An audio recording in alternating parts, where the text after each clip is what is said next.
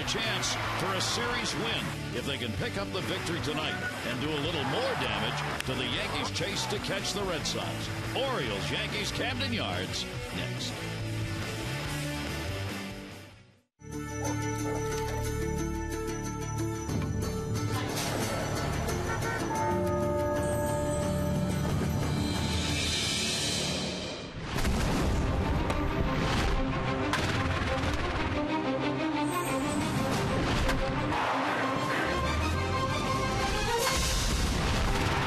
It's the Orioles on Baston, and what was supposed to be a 5-game series has turned into a series of 4. And for the Orioles, a chance to win 3 out of 4 if they can get the victory here tonight against the Yankees as they wrap up this weekend series.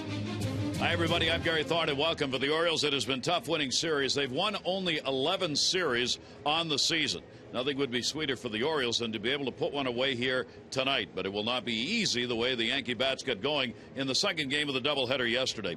It is that time of the year where you take a look at some of the individual numbers that are being put up. For the Orioles, Mark Reynolds has had one of those seasons. It was expected he'd strike out, but it was also expected he was going to get home runs and extra base hits. Well, that is exactly what he has done. He leads the league, in fact, the majors this season, in percentage of hits that are for extra bases.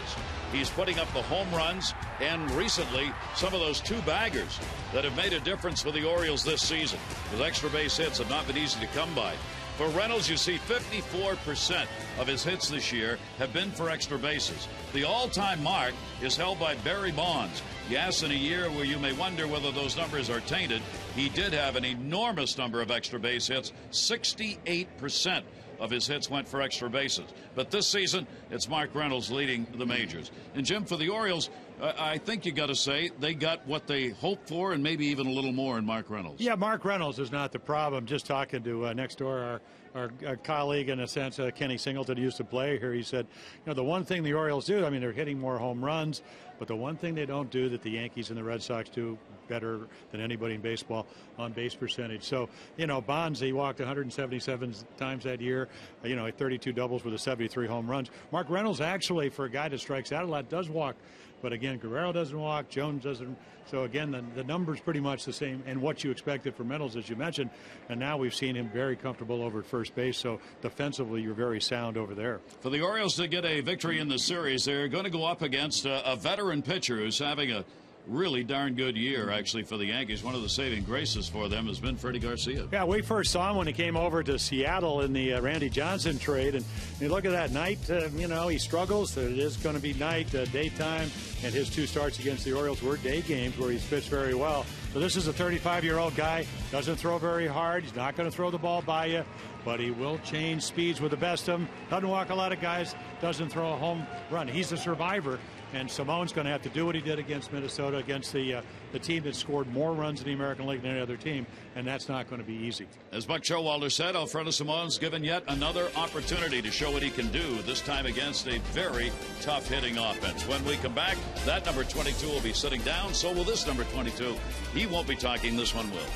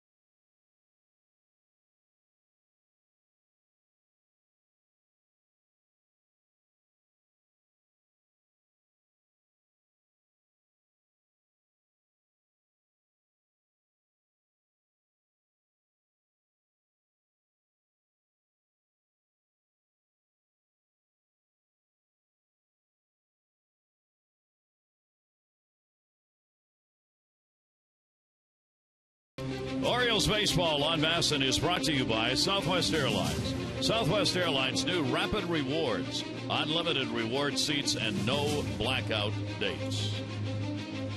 Baltimore, storms going through. Pretty nice day today, and with overcast skies, let's take a look at our Train game time temperature, brought to you by Train. Visit Train.com for an independent Train comfort specialist dealer near you. It's hard to stop a Train. 76 degrees, humidity at 40%. Overcast, there is a slim chance of rain here in the forecast. Here's the starting lineup for Joe Girardi's Yankees. It'll be missing a couple of big pieces. Jeter, still with a bad knee, could be used but not starting. A-Rod Rodriguez has gone back to New York for a look at that thumb that is bothering him. So it's Gardner, Granderson, and Teixeira, Cano, Swisher, and Posada, Chavez, Martin, and Nunez. Granderson last night, the 3 for 4, including a couple of long balls. And take a look at our scouting report. Alfredo Simon coming off his best start of the year, in a sense. Most pitches, 8 innings. That's the longest he's gone. 3 hits. Only the 1 home run to Danny Valencia. Well, this is the true test. The #1 offense in the American League. The Red Sox have the best on-base percentage. The Yankees hit the most home runs, and they're going to work the count. Again, he was terrific. And again, we've seen, even though they were shut out in the first game of the doubleheader yesterday, they showed the true Bronx Bombers. 5 home runs, 3 in succession, as they battered Brian Mattis around. So try to keep him in the park if you can. And again, if he throws like he did or pitches like he did in Minnesota, Gary, he had a great power sinker. But again, they're going to work the count with the best of them. So we'll see what he can do. 4 appearances, 1 start against the Yankees. Simone is 0-1. And a save lifetime. 1 loss, 1 save with a 5.63 ERA against the Yankees. This will be the first outing as a starter against the Yankees this year. And here's Brett Gardner. Gardner's in the leadoff spot. As we said, Jeter had that foul ball off his knee a couple of games ago. So Joe Girardi said he can play, but we want to hold him out of there. And make no mistake, the Yankees are looking ahead to the Red Sox series, trying to get into that well-heeled and in the best position they can be. They are 2 games behind Boston coming into tonight's play. Gardner's not had a hit. He is 0 for 7 in the series, trying to bunt his way on and fouls that one off. Here's what happened to Jeter. Yep.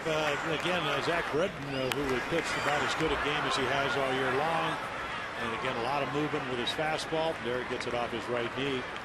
Stayed in the game, and we wondered if he'd play the second game because he was DHing, and I guess you can't really call it a nightcap or the first game of just a split doubleheader. Either way, there's a game that started at 7:30. Yeah, right. Whatever it's called. Well, it used to be. Again, you used to have the twin bill, and now they're twin split bills. Yes. Or whatever. Still called doubleheaders. We played 3 hours apart. And that's going to be taken inside by Gardner. For Simone, the left-hander's hitting 270 off him. The right-hander's 306. He's given up 8 home runs, 3 to lefties and 5 to righties. Gardner overall, no hits in his last 12 at-bats. And the breaking ball will be taken inside on a 3-ball, 2-strike count. Yeah, if you go back to Brett Gardner, again, he was the Orioles had an early 2-0 lead against Nova.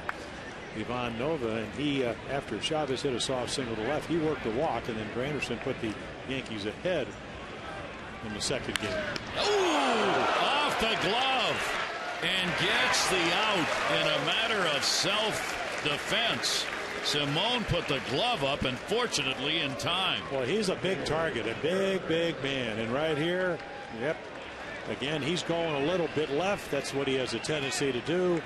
So again, he's moving left. The ball's going to tail. I mean, you don't have much time, and able to get the glove down, deflect it. And it's just kind of watch his windup, because a lot of times you kind of get a little bit of a flinch in there. You certainly think it's understandable. But boy, that ball right up by the head. Oof. That was a rocket right back at him. And a good breaking ball into Curtis Granderson. Granderson has had a 3 for 12 in this series with 2 home runs, 4 RBIs, both of the homers coming in yesterday's game, and putting him on top of the majors as he leads now everybody with 38 home runs, 8 more than he's ever had in his career. And Granderson having a magnificent year, leading the majors in runs scored with 121, 26 more than any other player. Simone's pitch will be up high, And a 1-ball, 2-strike count on Granderson. Yeah, he could pretty much hit anywhere in the lineup, and he gives you not only that, the ability to steal a base, terrific center fielder, big outfield in New York for your home games. A lot to the table. Granderson, that one is going to be inside to him, and the count will go to 2 balls and 2 strikes with Mark Teixeira waiting on deck. And the Orioles trying to take this series. It won't be easy. The Yankees are 28-14 final games of a series. 28-14. The Orioles 15-27. Here's the 2-2 delivery, and that's going to be down low. And so on the first 2 hitters, Simone goes 3 balls and 2 strikes. Well, again, I think he thinks this is a Broadway audition. They are getting to see in the first 2 batters every pitch he has. And to me, when you throw 94, 96 like he did in Minnesota, that's unnecessary. That's what you do best. Unfortunately, he has to figure that out. Here's the 3-2 pitch off speed, and he walked him. Well, there is no defense for that, but let's take a look at our Nissan defense. Raimel Jones, Markakis, Andino, Hardy, Adams, Mark Reynolds over at first. Matt Wieters back in the lineup after sitting out the nightcap last night. And again, Nissan's bottom line sales event, tremendous selections, great offers, bottom line savings. Visit choosenissan.com or your local Nissan dealer. Now Mark Teixeira will stand in. He's been tough on Simone, limited at bats, 3 for 5 and a homer. A little lean going over there by Granderson as he was trying to extend the lead on the throw. Simone's done a pretty good job holding runners, 4 for 9 against him in stolen bases. And Matt Wieters now has jumped up to 40% of base stealers caught. Teixeira takes a strike. Teixeira, 5 hits and 11 at bats. The series, hitting .307 right, .223 left-handed, but 23 home runs from this side of the plate, 12 the other way.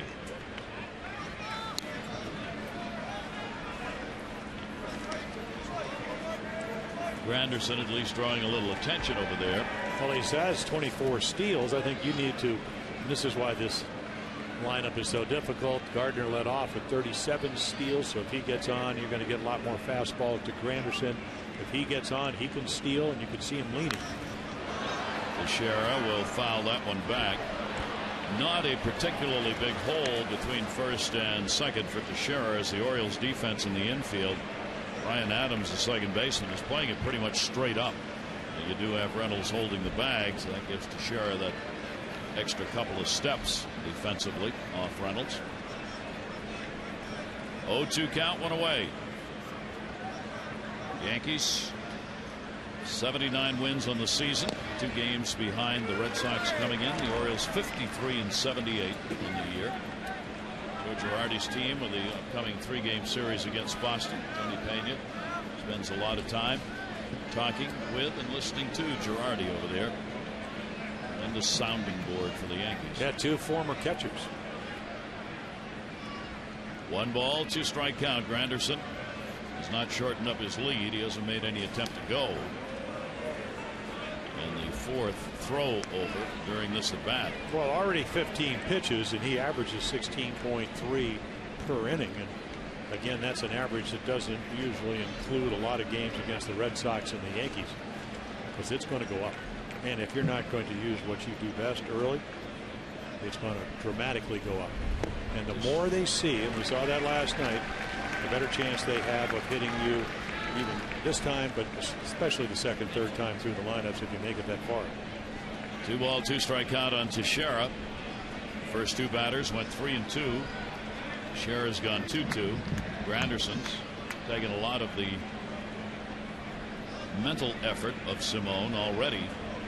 Here's the 2-2 delivery, and another pitch. Looks like an off-speed pitch he's throwing. It's way up, and the count goes 3-2 on all 3 hitters. Well, Gary, I will tell you, I got enamored sometimes when you listen to those scouting reports, and then you forget what you do best. And when the smoke cleared, sometimes you're thinking, how did I ever give up those runs? Why did I just not do what I did best?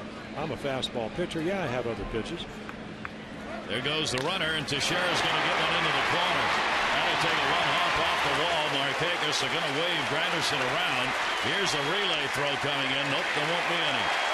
A double for Teixeira and an RBI, and the Yankees are up. So he got to see 6 pitches. Granderson got to see 6 pitches. Gardner got to see pitch. And then this ball right where he likes it. Doesn't matter how hard you throw it. 94 miles per hour. Right in the wheelhouse. And Teixeira now 6 for 12. Mentioned before the game, finally finding some holes there. That was just a rocket into the corner. And that is RBI number 100 on the season for Teixeira. And our Exmo brought to you by Volkswagen. Going, gone event. Great deals are here, but not for long. Visit VWDealer.com. So Teixeira joins Curtis Granderson, Adrian Gonzalez as the only other 2 in the American League who have reached the 100 RBI mark. Now here is Robinson Cano. Cano's gone 3 for 12 with a home run in the series, and the pitch will be taken down low for a ball. This season for Simone, he has given up 6 first inning runs in the starts that he's made, and this is his 10th start. The 1-0 pitch, that'll go to first, and that's a foul ball. We've mentioned throughout this series how the Yankees have continued to eat teams up in the first inning. Their first inning run production is some 70 runs better than opponents in the first inning. I mean, you talk about jumping out to some leads. Well, you mentioned opening night on Friday. Orioles were 1-9. They would end up winning that game 12-5, but they had outscored them 25-0 in the first. Yep. That's it hard to center field. It's going to go to Jones. Runner halfway and more. Teixeira hustles back to second base. Cano is retired.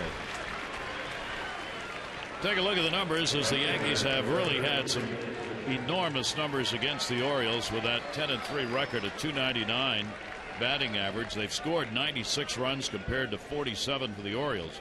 And those first inning runs 26-1. The ERA almost double that of the Yankees in this season series. So it's not been pretty.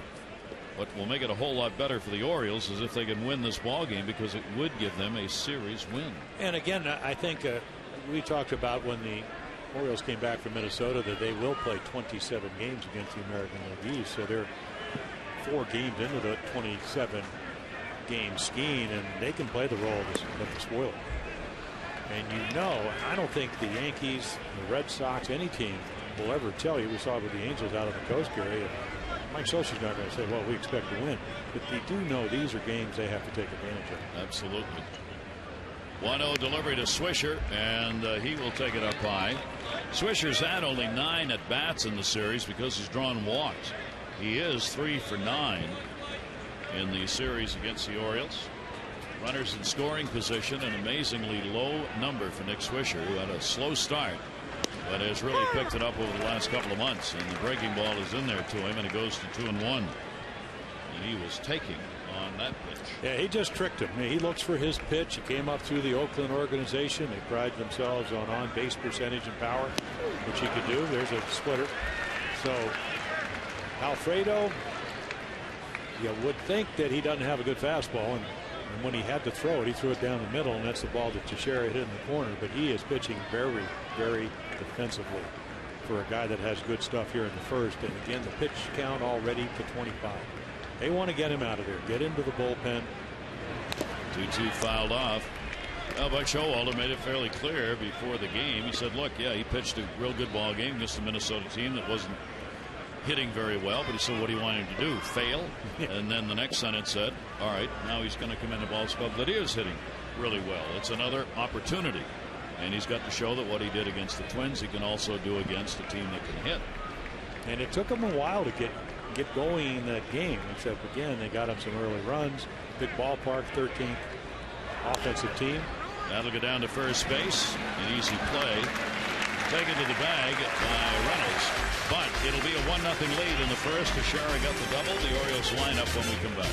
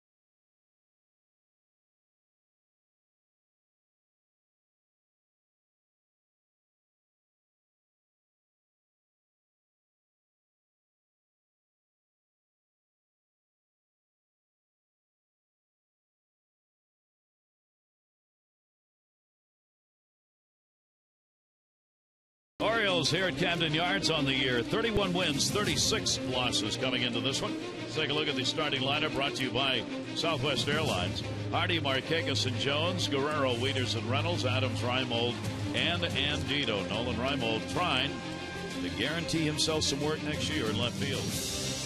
And our scouting report, well, day and night. Again, we used that a little bit earlier on, but again, 5 and 6 at night, 5 and 1 in the daytime, pinpoint control, less than 2 walk. And I mean, just Yankee Doodle. He's, a power pitcher that somehow has figured out how to win here. You don't get him that many runs. He can throw strikes, change speeds for the best of them. And, he's the type of guy that's not going to throw the ball by you, so you got a choice. You maybe sometimes sit soft, and the Orioles haven't really made a great adjustment this year. And a pitch to Hardy. Did he go? And the check at first base. Las Diaz saying no. 35-year-old right-hander Garcia against Hardy. Hardy's got an 11-game hit streak. He has gone 4 for 13 here in the series against the Yankees. And the pitch will be taken down low. You see the career numbers versus Freddie Garcia. Hardy, one of those with solid numbers. Nick Markakis way up there.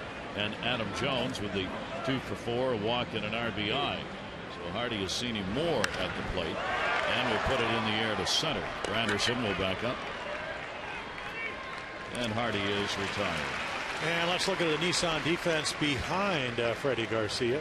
Gardner, Granderson, Swisher, Chavez with the thumb injury.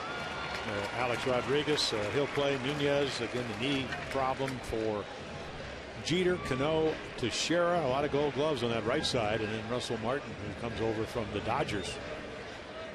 And he's done a terrific job both offensively and defensively.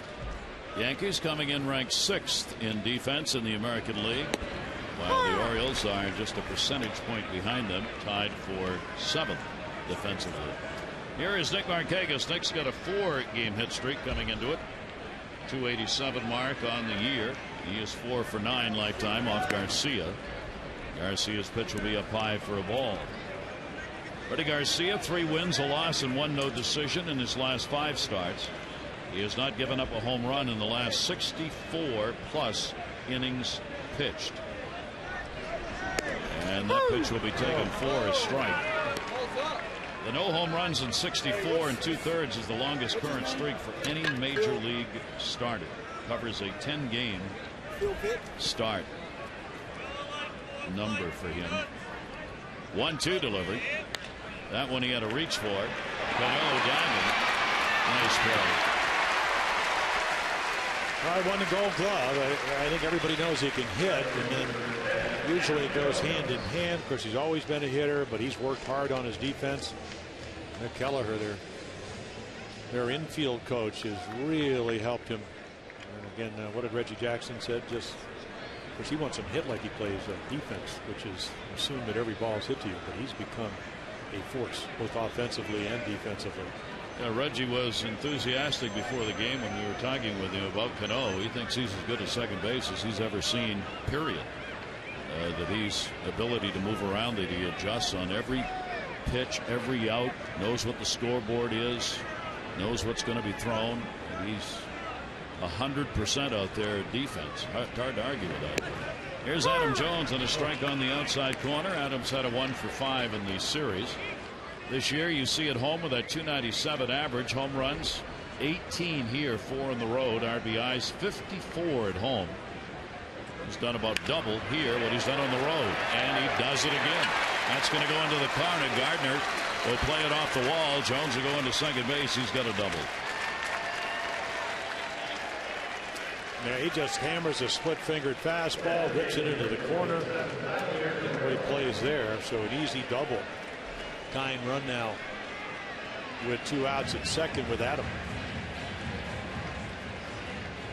24 doubles, and now we'll see if Vladdy can get one here in the first inning for the Orioles and tie this ball game up. For Guerrero, he's faced Garcia more than anybody else. 7 for 29 with a home run lifetime off the right-hander. And Vladdy going after that first pitch. For Vladdy, 9, can you believe this? 9 infield hits for Vladimir Guerrero, including 2 in this series? Well, one of the reasons, Gary, as you know well, is that they play him deep because they don't anticipate him to ever bite. So when he's able to hit one of those rollers, nobody's playing even close. You would think this would be a good matchup for Vlad. And the reason I say that is you know that Freddie can throw much harder than 86, 87. Can't throw a bite. I mean, this is not the Freddie Garcia that came over from Houston in that Randy Johnson trade to the Mariners. It threw 94, 96. So again, he's hurt his arm. He's again done what a lot of older pitchers will do, adjust. The 1-1 delivery. Guerrero will take it inside. That's the other thing Garcia will do. He's got to work it inside. He's got to pitch. He's got to go in and up, down and away, mix it up. Yeah, it's a hitter's count. I mean, we can look at right here, 2-1. That favors the hitter. And he just went in under your chin. Now watch where this next pitch is going to be. 1 foot outside. Yeah, right on the corner. He'll take a little bit off, slop it up there. Here's a 2-1 delivery, right where the setup was, and Guerrero refused to bite. 3-1. Vladdy this year with runners in scoring position, now up to 245 for an average. You see his numbers lifetime against the Yankees. A solid, real solid 316. And they play him the pull. Not too many teams do that, again, because of the lack of velocity from Garcia. 3-1 delivery to him. He took it. Well, he took the pitch and a strike, and he turns around. Well, you have a young umpire who already has expanded the strike zone. I think this is a strike. That's just a little 3-1 slider. But again, young umpire, big strike zone, inconsistent strike zone, and we're only in the first inning. Vic Carapazzo don't play umpire, and that's one of the few times this year we've ever seen Vladdy literally turn around and get in the umpire's face. So it's 3-2, 2 down, runner at second base, big lead for Jones. And that's going to go to center field, and that's going to be right at Granderson. No runs on 1 hit, no errors, and 1 left on base after 1. It's the Yankees 1, Orioles nothing.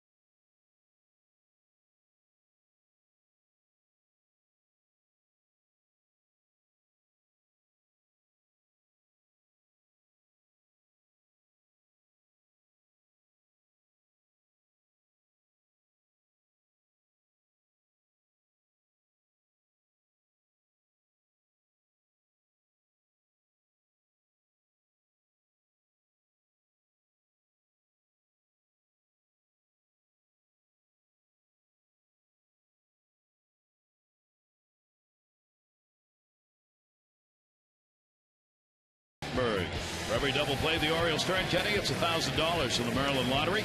You too can enter 2 great scratch-offs to win, turning non-winning double play or Amazing 8 scratch-offs into cash or Oriole prizes. Just go to mdlottery.com/double play. Kenny, good luck. Simone will be facing Jorge Posada, Chavez, and Martin. Going to the second inning of the ball game. Jorge Posada's got a 5-game hit streak. He's getting his first chance here in this series against the Orioles.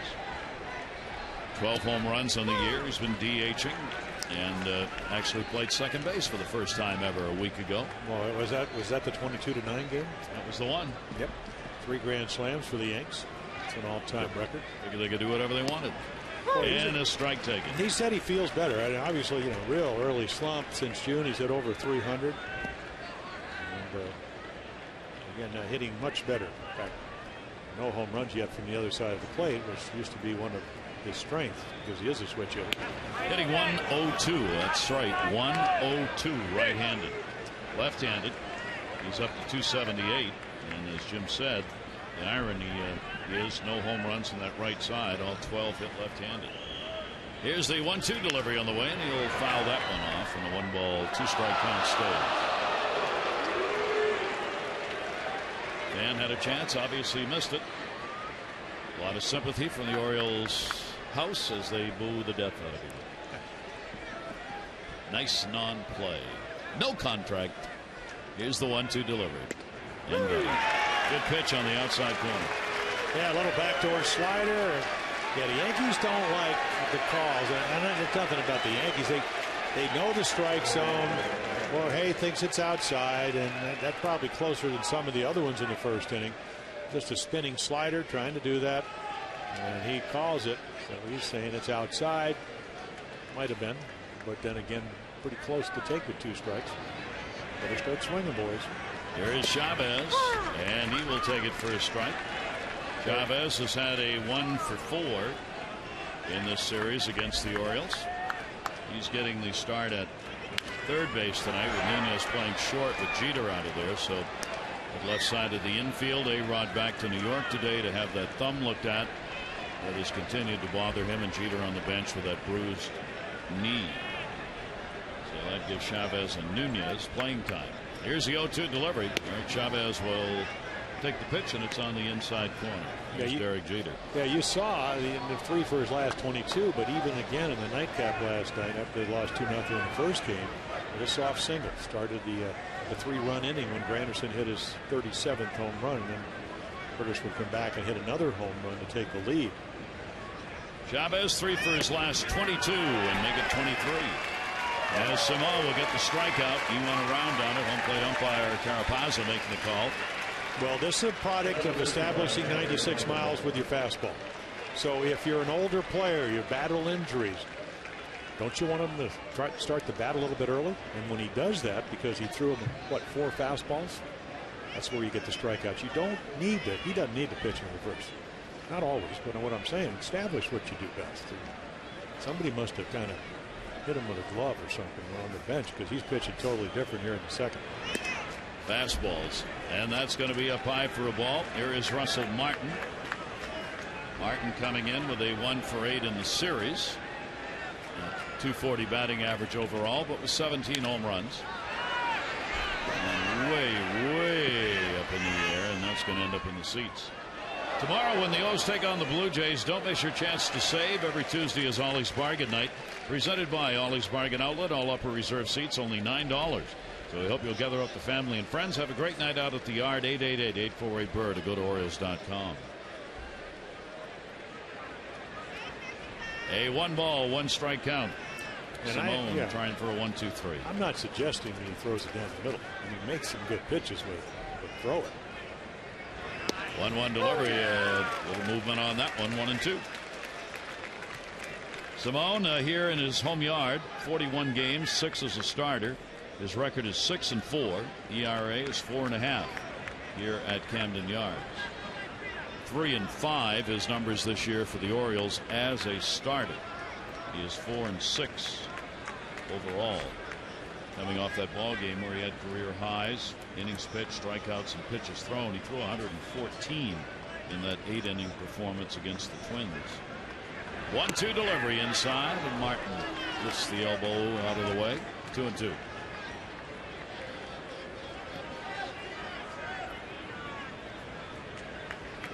Already up to 40 pitches thrown for Simone, not through the second inning yet.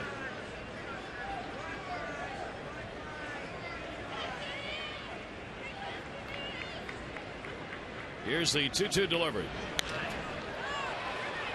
All right, Pecos, and he's got it. So 1-2-3 inning for Simone.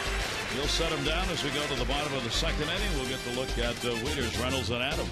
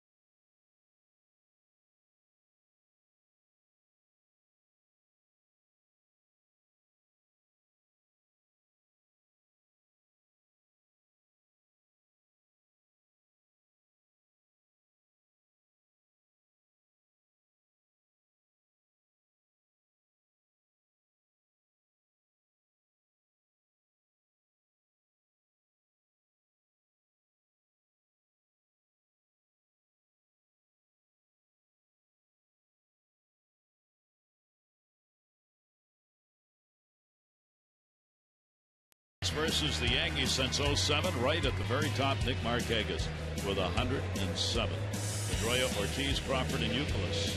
Common denominator, do you think? Call today for the Luna Double. Get your second room of flooring free. 877-241-LUNA. Red Sox didn't play yesterday, and they're not playing today. They're going to be ready to go when the Yankees come to town. Here's Matt Wieters. And the off-speed pitch will miss. Wieters, a couple of hits in 7 at-bats in the series, 265. Batting average for Matt. He's having a tremendous month of August. 1-0 towards second. Cano. Yeah, more home runs, almost as many RBIs. He really got well batting average, and he started hitting it, driving the ball, hit over 360 on the recently completed road trip. There you can see the splitter grip. Garcia has gone, as you mentioned, from a power pitcher to a finesse guy, but that's what you got to do sometimes, especially after get a little bit older, you hurt your arm. A lot of deception. He can still pitch. Here's Mike Reynolds. And Reynolds will take it on the outside corner for a strike. Yeah, if you kind of watch this, I mean, it's very easy, very deliberate. Watch the front arm. He just kind of waves the glove, and then boom. He turns his back to you, hides the ball well. Reynolds has continued his hit streak in this series. He's up to 8 games now and hitting .394 during the streak. He's had a season high 3 hits. Game 1 on Sunday. And the pitch will be taken outside for Reynolds this season. The home runs and the RBIs coming along with the strikeouts and the walks. Yeah, if he was on the Yankees, he'd be 3rd in home runs. Anderson, then Teixeira, and Mark. 1-2 delivery.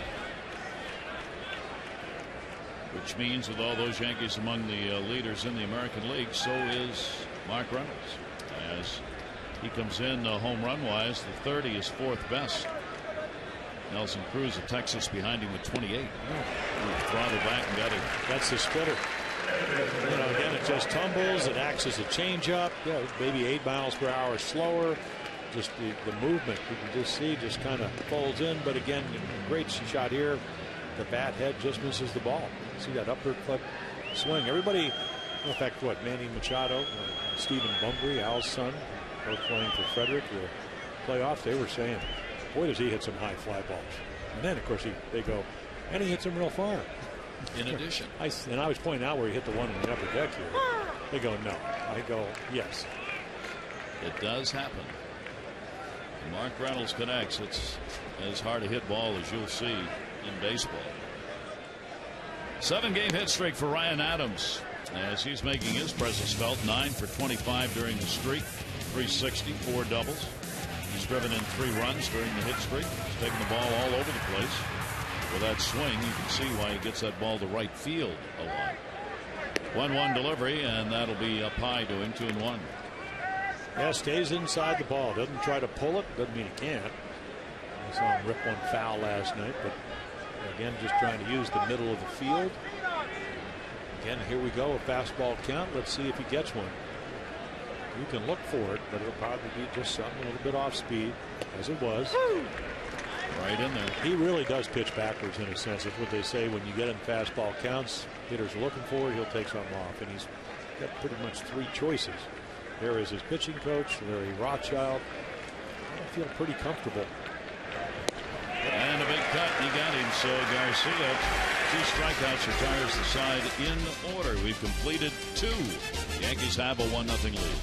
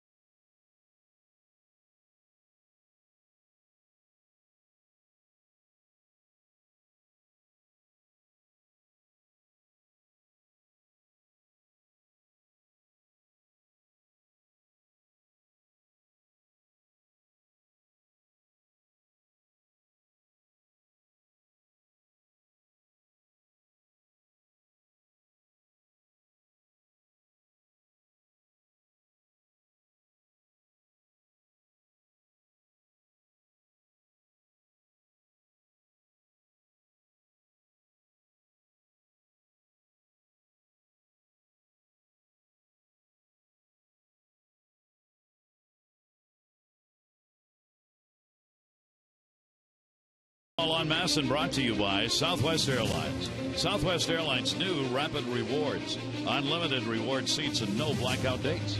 And by Honda. See your Honda dealer and discover the great values now being offered.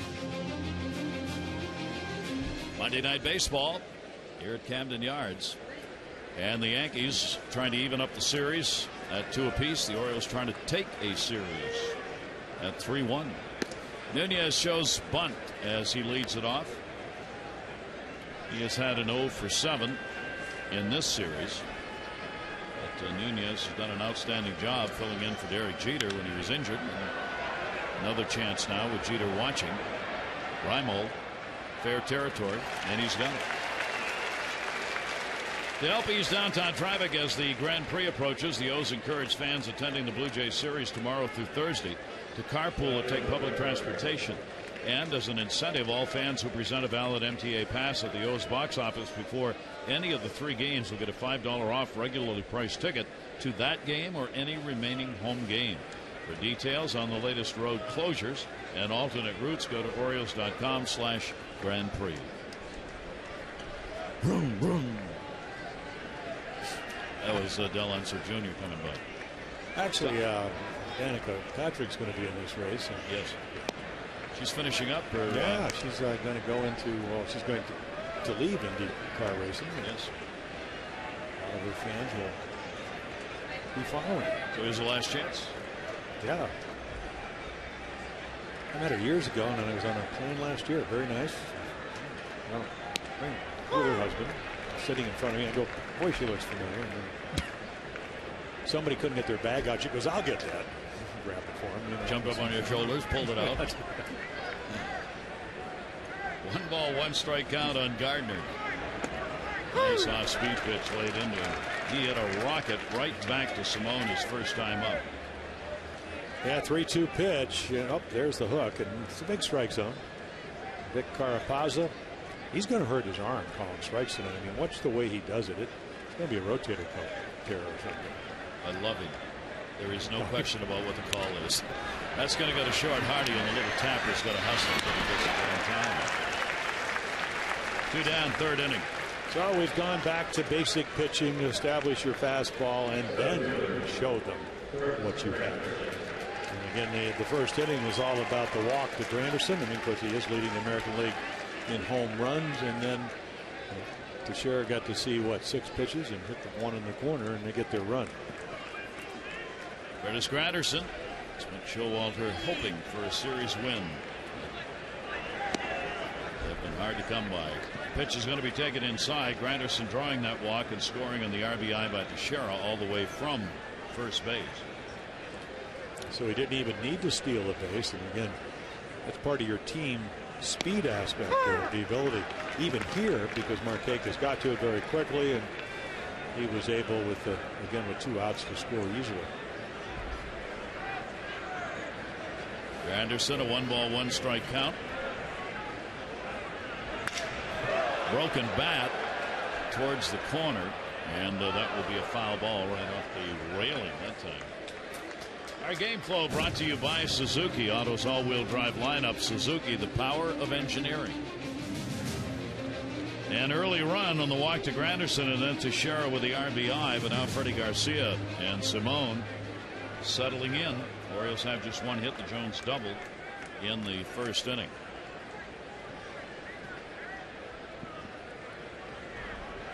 Curtis Granderson against the Orioles this year, hitting at .315.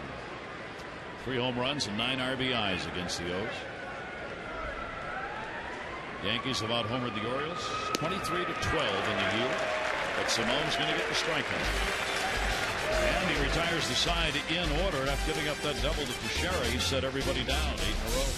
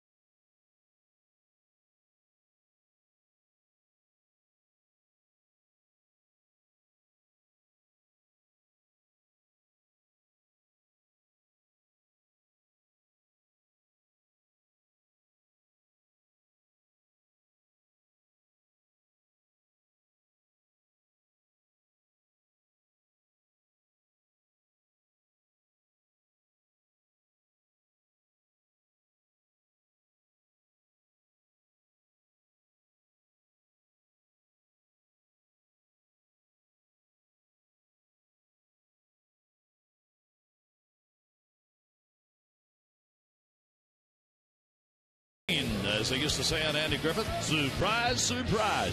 Ian Kennedy, Arizona, defeated Padres, National League leading 17th win of the year. He hadn't won more than 9 before. Tyler Flowers of the White Sox, the 4th White Sox rookie catcher to have a grand slam home run. And Ivan Nova, well, all about him last night. 10-0 for his last 11 starts for the rookie. Another outstanding performance against the Orioles. That is the longest win streak for any major leaguer in his rookie season since Cal Eldred of Milwaukee won 10 in a row in 1992. There is Nova, who got the victory in the ball game last night. Here is Nolan Reimold. Reimold 3 for 11 so far in the series. Orioles get Reimold, Andino, and Hardy. Reimold batting in the number 8 spot rather, in this ball game. Down to third and foul. Yeah, again, you hit it hard, but you're out in front because the change of speed. He is the master of throwing, as Earl Weaver used to say, the unexpected. That's what he used to say about Dobson. That's what he used to, of course, you could say that about Flanagan, with Gregor. It was a little bit more obvious. Cuellar, of course, with a great screwball. Which couldn't hit even if you knew it was coming. Well, you're right. The bottom would drop out. But Freddie, again, I used to watch him in Seattle. A good friend of mine, Frank Blethyn, is a publisher of the Times. He has the 8 seats behind there. And I'm watching. His stuff was so good. You get 9 warm-ups. He'd kind of flip it up there for 4. Take him, maybe throw 5 hard, and then take him 3 or 4 pitches to get into the inning. It didn't matter. I mean, just was young. Great power on. They got what? Carlos Guillen, John Halama, and Freddie Garcia for Randy Johnson.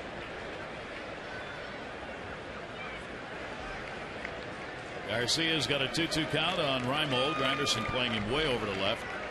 Nobody in right field, really. 2-2 delivery. And that's going to go foul again as he put about a 3-iron on that one. No, I think we're going to see this again. A lot of young hitters. Reimold, of course, came up in 2009. The Achilles problem. Last year did not play well, recovering. We've got Ryan Adams, a young player. Even Adam Jones, only in his 4th year. As we go to New York, as we go to Tampa Bay, the Red Sox, guys that are in contention, good pitching teams. That one is in the air right where Granderson was going to be, but he went backwards, so the shortstop Nunez is going to go make the play.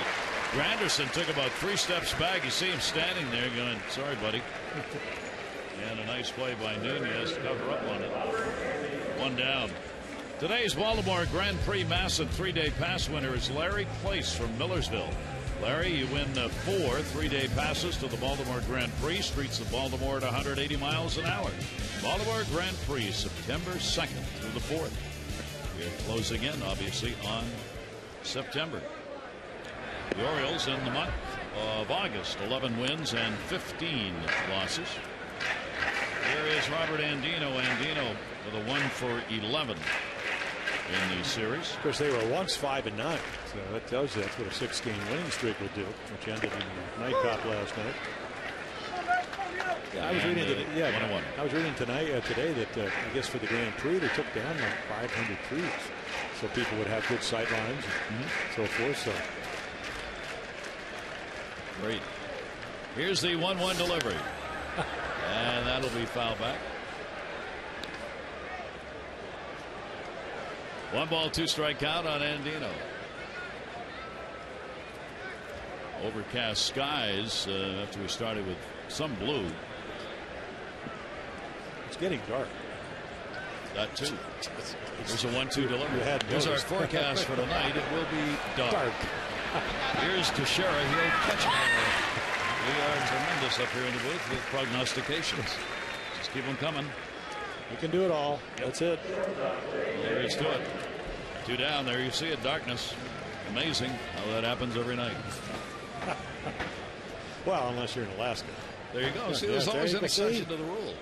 Yeah. Reykjavik, Iceland is a good place to be. About what time of year? July. July? July, yes. And you can take these steam baths, and it's light all the time.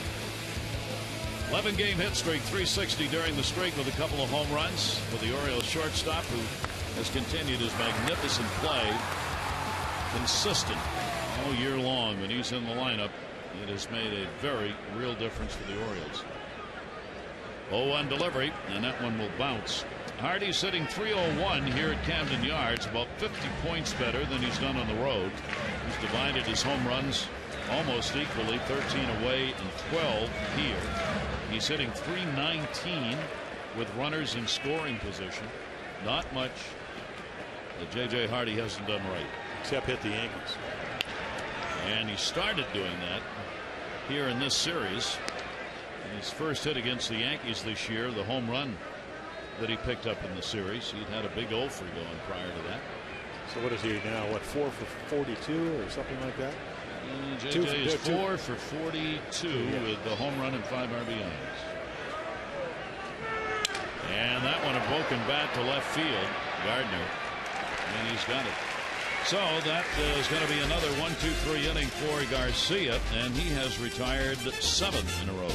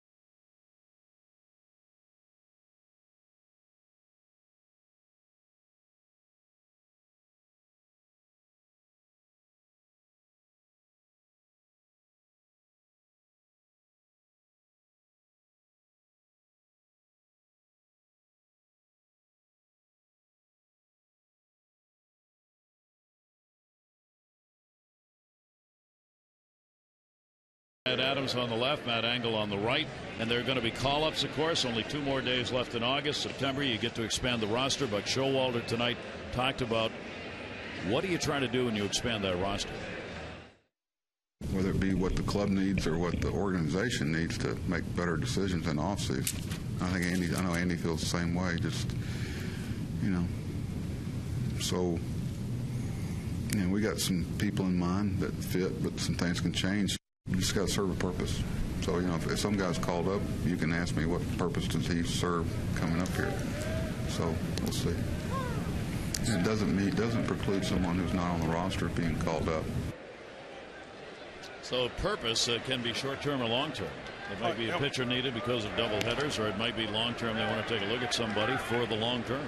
And again, they may be a little bit dissatisfied with some of the guys on the 25-man roster now. So, you don't take them off the roster, but they may not pitch as much if they've been pitching or hitting or playing or whatever the case may be.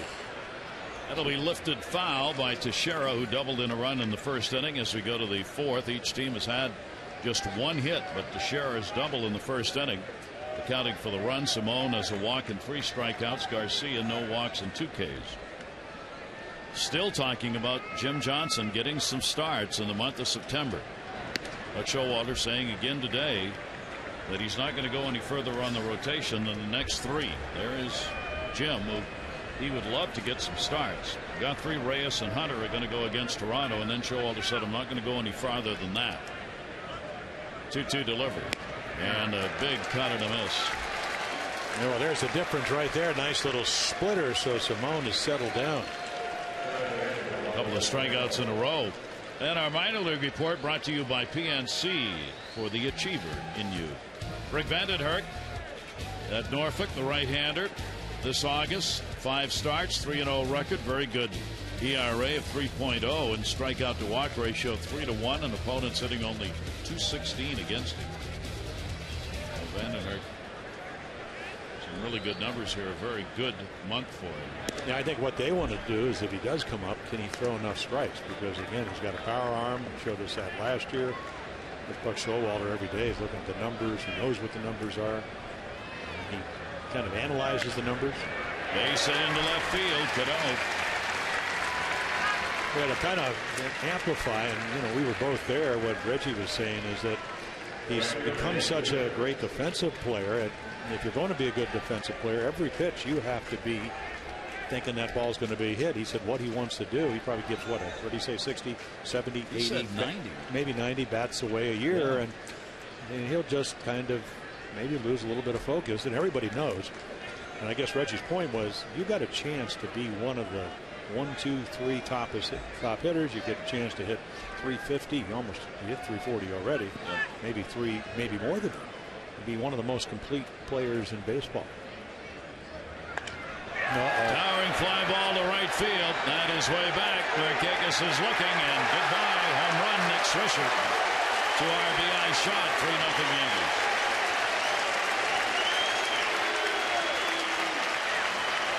Well, that's now 6 home runs in his last 7 games. Loves to hit here. Loves to get a hanging curveball.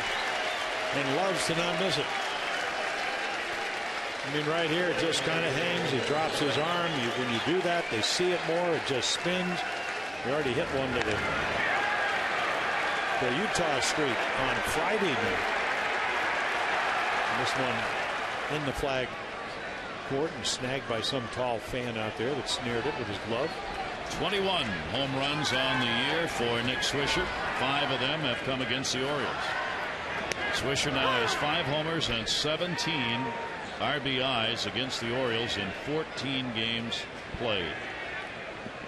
Jorge Posada, 1 strikeout. That'll be the 9th home run surrendered by Simone this year. And the pitch taken outside by Jorge Posada. Yeah, the Yankees do such a great job, as do the Red Sox, of not only making you throw strikes, but they make you throw quality strikes. So just because you threw the curveball over doesn't mean it's going to be effective if you hang it. The Swisher here at Camden Yards in his career, he's had 17 home runs in this ballpark in 44 games played, and a 300 batting average here at Camden Yards. Posada, 1 ball, 2 strike delivery to him, and that'll be away for a ball. And a reminder, get maximum access to exclusive Orioles interviews, behind the scenes contact that you can only get with social media. Be the first to know when you like Masson on Facebook at facebook.com/MassonOrioles. Content you can miss. And that pitch is going to miss. And another 3-2 count. There is Swisher, 4th hit of this series.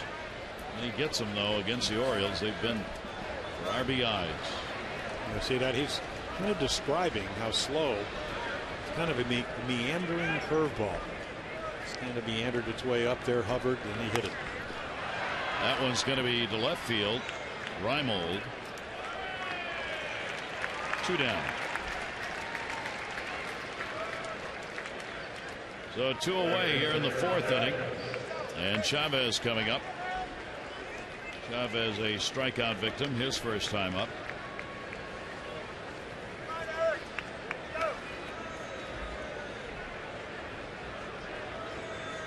Yankees continuing as a ball club to lead the majors in home runs. They're really making them count. 1 strike count. Saw Curtis Granderson, who is the home run leader in Major League Baseball, heading up the charge that the Yankees have going. Here's the 1-1 delivery, and that's going to miss down low. Yeah, I get a little nervous when Eric Chavez takes a pitch like that. So he's been around so long, all kinds of injuries. The guy when he was healthy, 25 to 34 home runs every year, 6 straight Gold Gloves. The 1 strike on the inside corner to Chavez. So he can hook for 96 on the inside corner and still can't do much with it. But Only 3 for his last 23 at the plate. Had problems after coming off the DL trying to get the swing back. That's going to be stopped by Ryan Adams from his knees. Nice pick by Runnels. Good defensive play by the right side of the infield. 2-run homer, Swisher. Yankees up 3-0.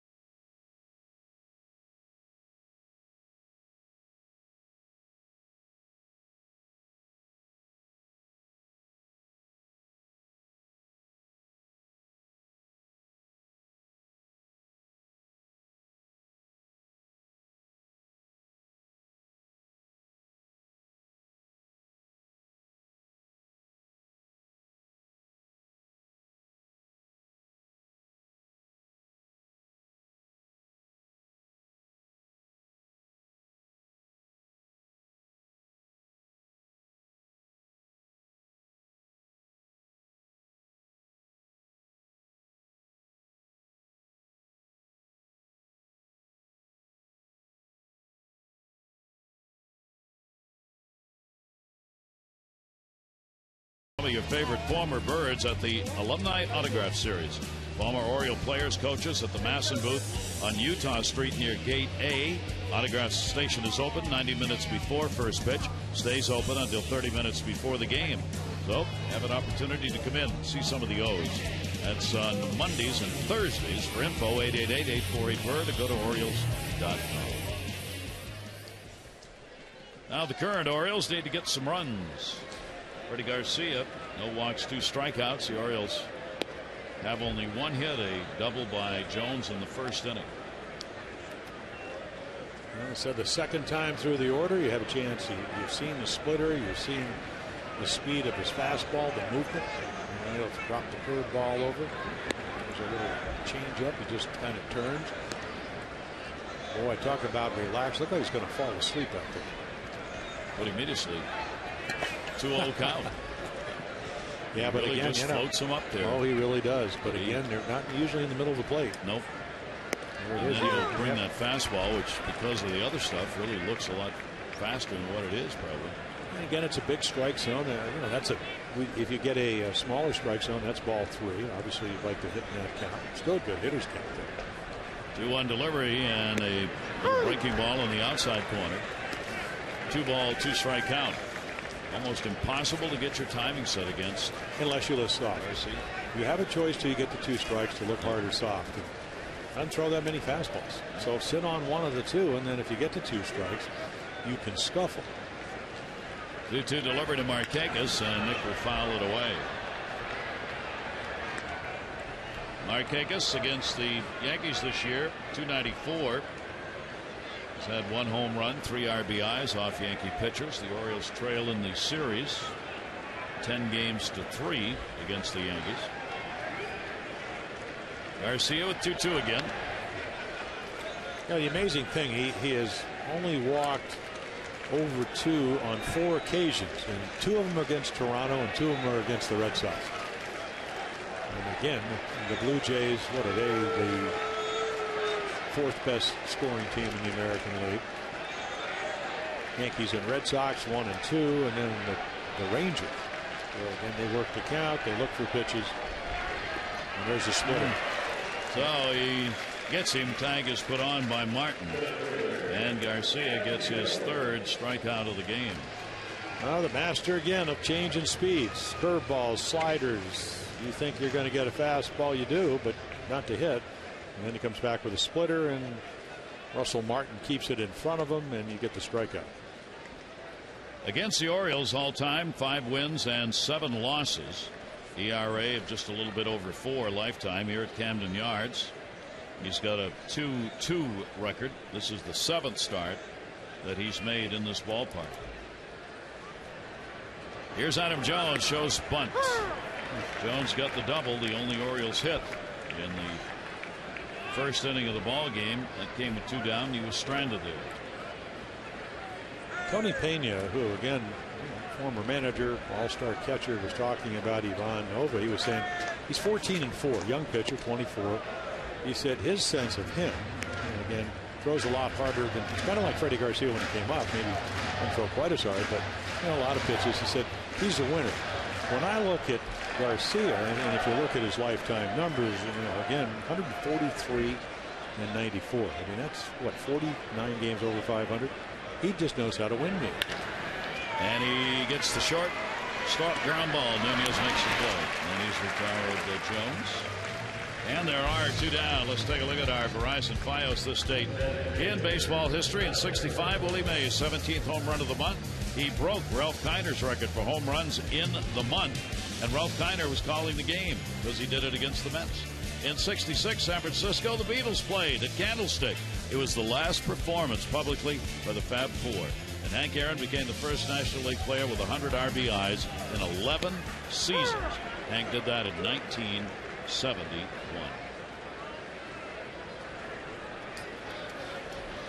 0-1 the count on Guerrero, who flied out to center field his first time up. 5-game hit streak for Vladdy. Our This Date in History brought to you by Verizon Fios. Switch to Fios, a network ahead. You can learn more by going to verizon.com/get Fios. Now, does that record still stand? I thought it Sosa. Why is that was that a National League record? That was a National League record, and it was a record at the time. Yeah. I think that has been broken. I thought Sammy Sosa hit 21 home runs one month when he was playing with the Cubs, and certainly McGuire must have been in that neighborhood. In the American League. It's the second time we've seen Garcia come up and in, and then try and set up Vladdy for that pitch down and away. 2 down, nobody on here in the 4th inning.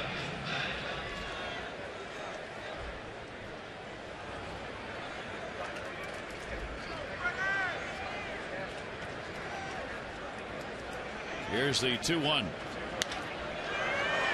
Down to the corner. Long run. Swisher was playing the other way. He'll get over there, though, and he's gone. Side retired in order, and that's going to be 10 in a row set down by Freddie Garcia.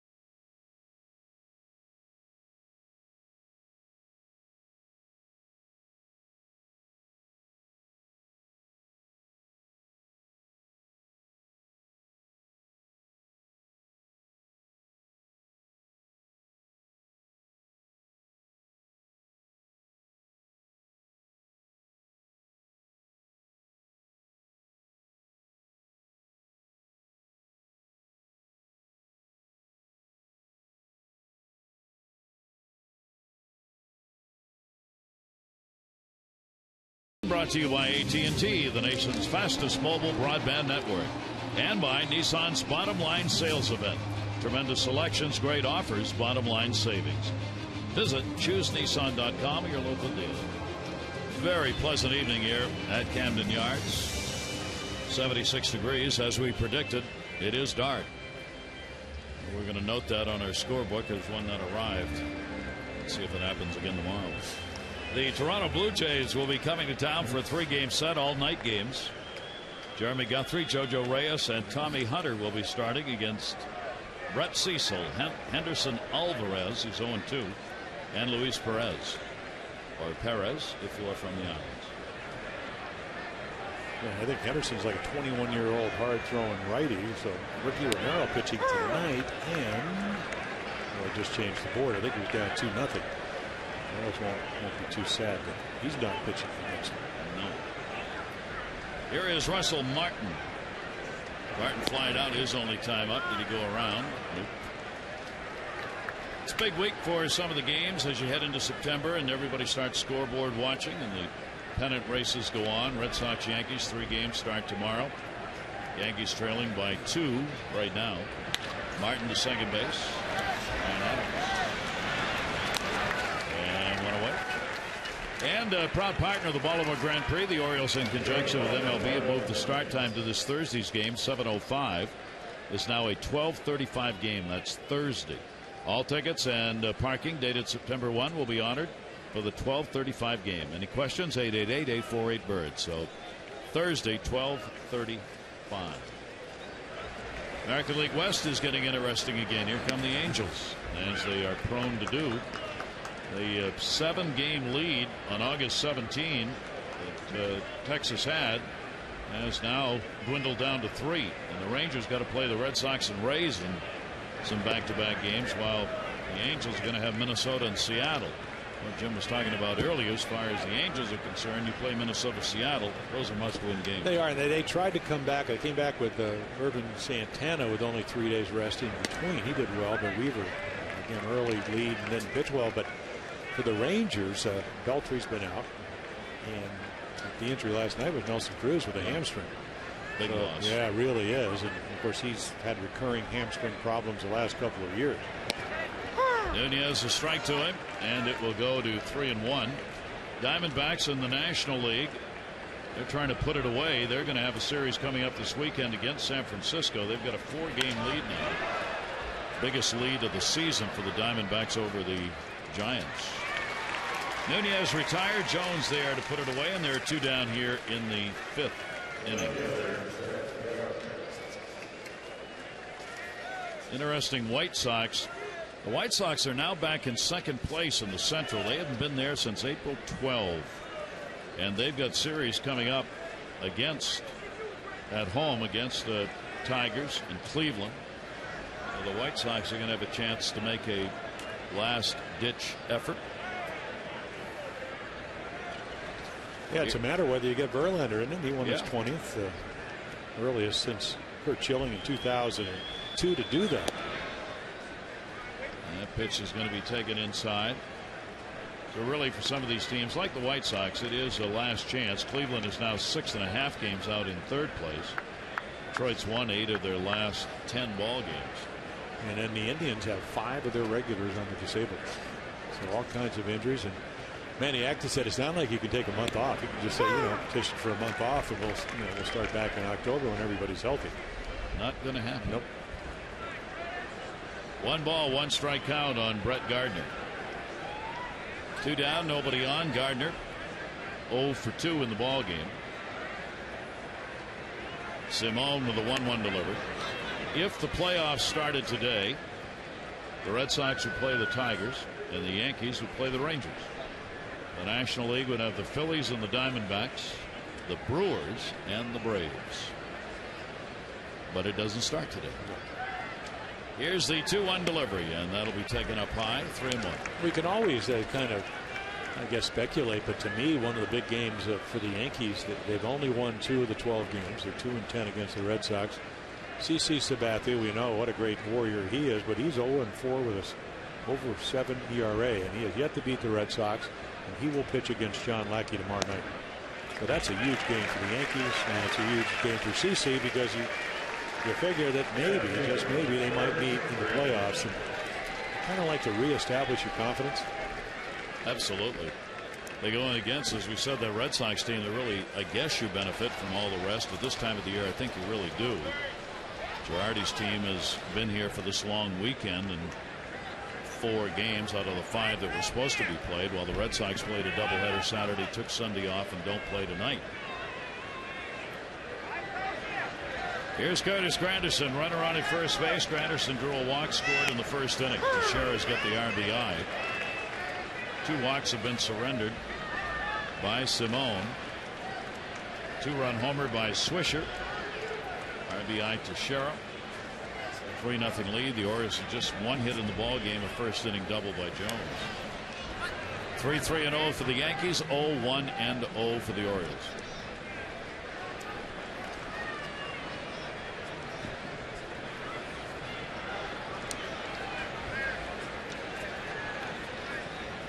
Gardner really challenging Simone to throw over, and there he goes. He had a good lead. Wieters throw into the runner. He's going to skip through the center. So it'll be a stolen base for Gardner. That was a big lead. He had that front foot well ahead of the cut. And how often do you see the guy leading the American League in home runs put the bat out in front of Matt Wieters? They'd like to fake a bunt to make it easier to get into scoring position. I would imagine that's called a strike. Marty just doesn't catch it. Maybe not quite as much on the throw. So now all of a sudden, a little conference. Matt Wieters goes out. So there is what he stole 47 last year with Brett Gardner. That'll move him ahead of Coco Crisp for the league lead in stolen bases. They both had 37 starting the day, and Ellsbury with 36 for Boston. So now Granderson gets the RBI chance. And that will miss. And a 2-ball 1-strike count on Curtis Granderson. What a take that was. I mean, that was one of the better splitters he's thrown. He didn't go for it. 2-1 delivery on the way, and that tied him up. Evens the count up. 2 balls and 2 strikes on Granderson. Yeah, you can't really give in, and comes back with another splitter, and this is what the kind of split-finger fastball he was able to throw when he was a closer early last year, coming off the Tommy John surgery. He really hasn't used it that much as a striker. 2-2 delivery on a look back. Granderson has had more opportunities than any other Yankee with runners in scoring position. 139 chances coming into the ball game. Robinson Cano second on the team with 129. Here's the 2-2 delivery, and Granderson will take it. Ooh, got him. Simone picks up a big strikeout. That is his 5th of the ball game. No runs, no hits, and a base runner left on, and the Yankees up 3-0.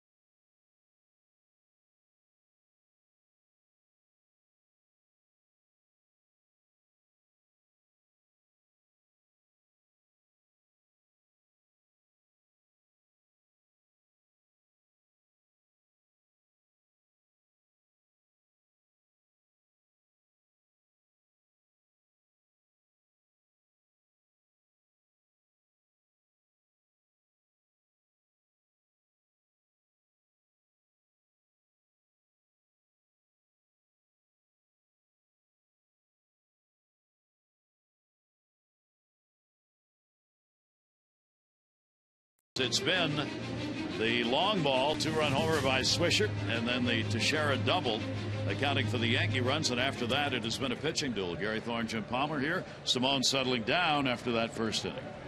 You don't beat him like Zach Britton did yesterday very often, 2-0. And you know, even in the game the Orioles won on Friday night, Gary, as you know, the Orioles scored 12 runs. They still hit 3 home runs. They still put 5 on the board. So pretty simple, and it's not easy to do, but you know what you need to do, and that's get some on the runs on the board about Freddie Garcia. And I had not done him in person, and I'm really impressed because, you know, again, he just knows how to pitch, and he's really mixing up his pitches. And you're just going to have some savvy at bats, I guess. Otherwise, he's just going to change speed all the way through the night. Got to do some guessing, if you will, as an approach probably against him, and just look for a particular pitch.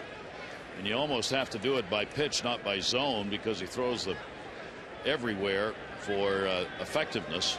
And you just got to kind of early in the count, as Jim said, try and find yourself a pitch you want to hit. Look for a fastball, which he doesn't throw many of, or look for one of those off-speed pitches and see if you can time it. Orioles have not been able to do that yet. Matt Wieters grounded out his first time up. A couple of hits and 8 at bats so far in the series against the Yankees. And Wieters will take it for a strike. Yeah, 2-0, 2-1, 2-2, 3-2. Soft, softer, harder. Subtracting, adding. I don't know how good he was in math, but he's great with math tonight as far as addition and subtraction. Very smooth. Wieters gets it in the air to right field. Swisher.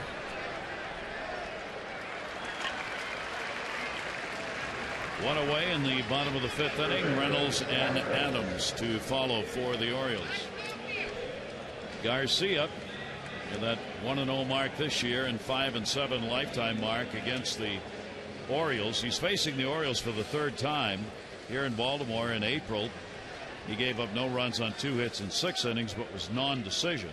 And then July 31, 2 runs, 5 hits, 6 innings, and he won it. Final was 4-2. Pitch will be taken up high by Mark Reynolds. Reynolds, a strikeout victim, his first time up.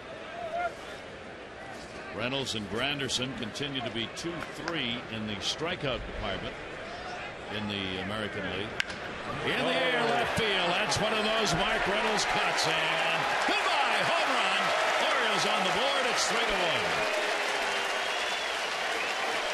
Number 31. I tell you, Freddie Garcia's been pitching long enough. He didn't even look at that, because off the bat, it's got to hit. And this ball is just near.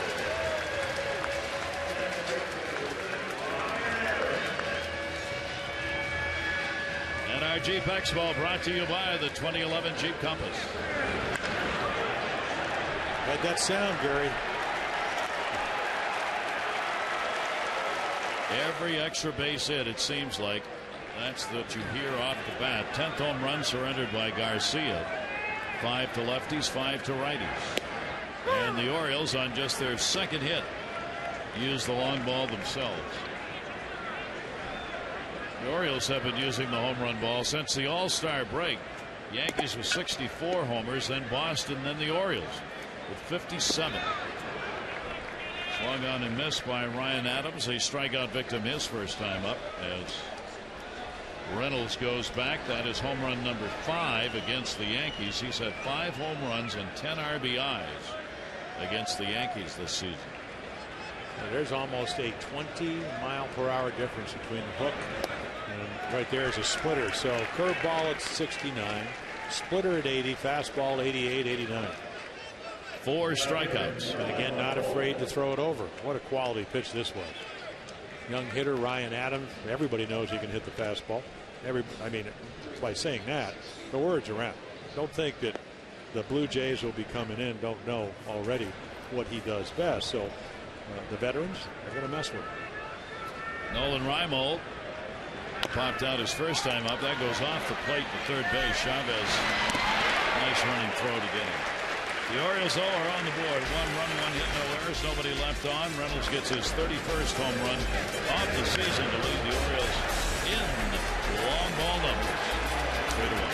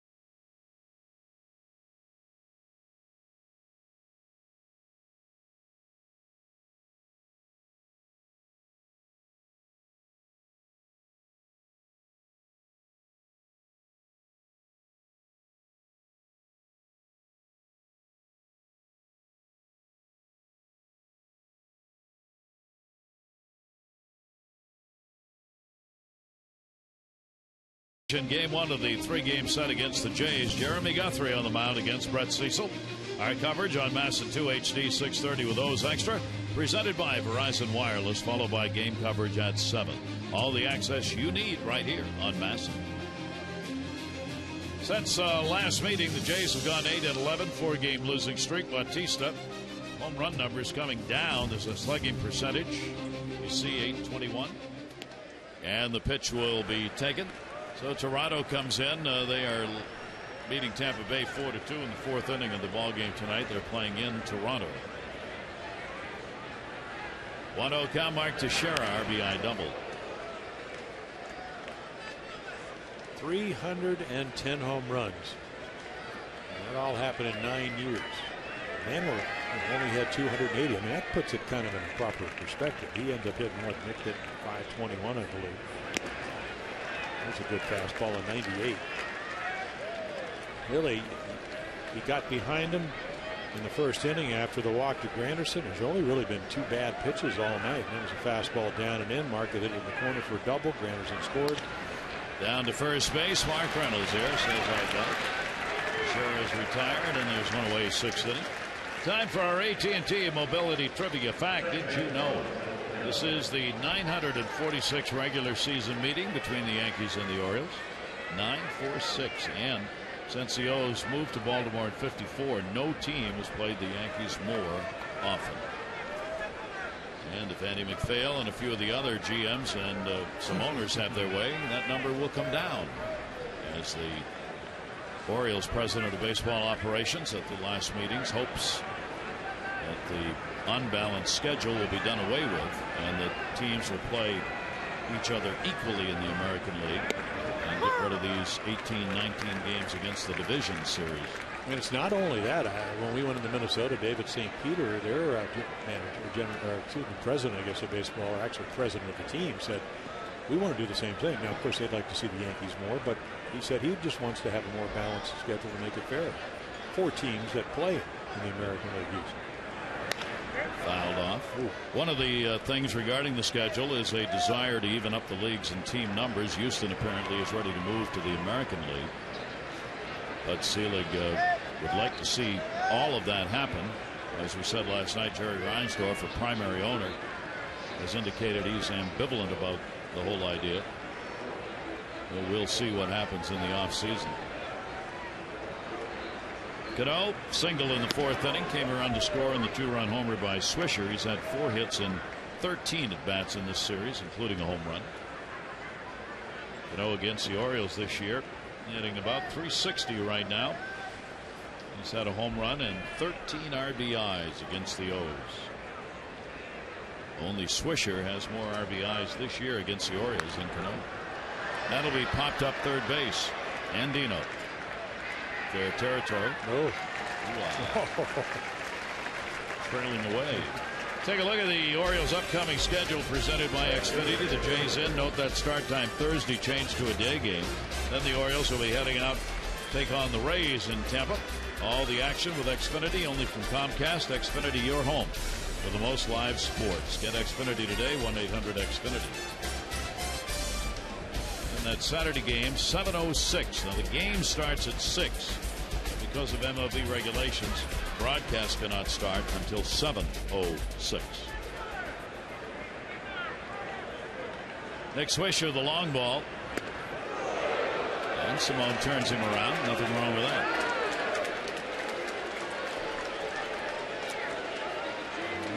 You hit my hook. That's pretty close there. You know, he gets into him. You don't even know if that's on purpose or not. There's a splitter right back, and of course he's airing it out. I don't know what he wanted to do with that. What he did the last time. Hit it out in the flag court. Yeah. Alfredo starts throwing harder, and boy, his arm drops because he just starts spinning like a merry-go-round. Once again, got him on the inside corner. Swisher really doesn't like this one. Swisher turning around. Carapazza called it 1-2 the count. And that got to him.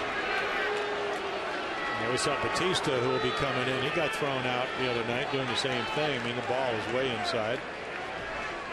It's not only Yankees. It's Orioles. We've seen they maybe react a little bit differently than Nick Markakis does when. Came right back in there. And Swisher goes down swinging. Simone's got 6 strikeouts in the ball game. Retires the side in order for the 3rd time in 6 innings.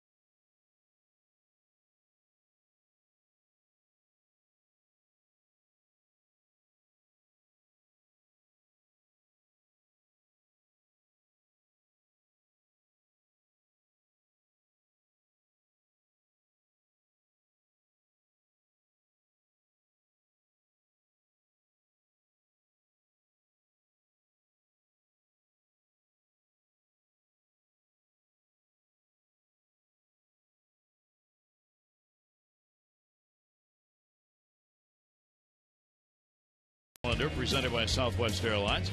It is a 15-month calendar with some of your favorite Orioles and their pets on display, and it benefits Barks, the Baltimore Animal Rescue and Care Shelter. 2012 pet calendar. You can get it 888-848-BIRD. Go to Orioles.com. Robert Andino and a strike taken. So, when you leave tomorrow, you'll be taking your dog on Southwest? I don't think they let you do that. They sponsor the dog. What's a? Oh, it can't be a live dog. That's the deal. I'm not suggesting you take a dead dog. I mean, I think I take a toy dog. I'm glad you didn't suggest that. No, I'm not. It would have caused enormous amounts of problems. That's what I through mean. Security. Yeah. 1 ball, 1 strikeout on Robert Andino. Since I haven't packed, God knows what I'll be taking on. Could be anything. A 2 ball, 1 strikeout on Andino. It's a good thing about going home. We already have clothes. Doesn't matter what you do. We already got something.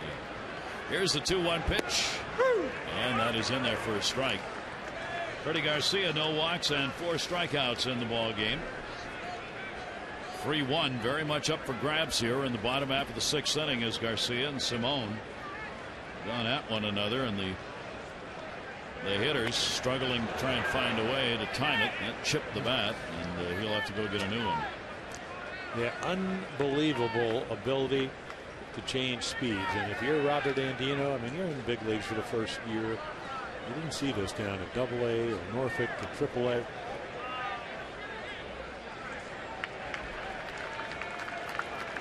Andino will come back with a 2 ball, 2 strike count.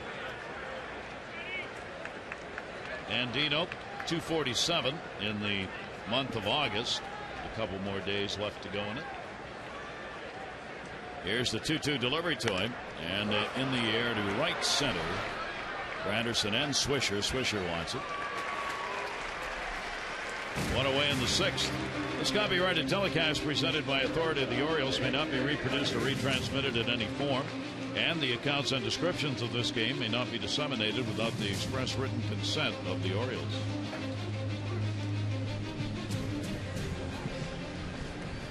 Series that has featured a little bit of everything.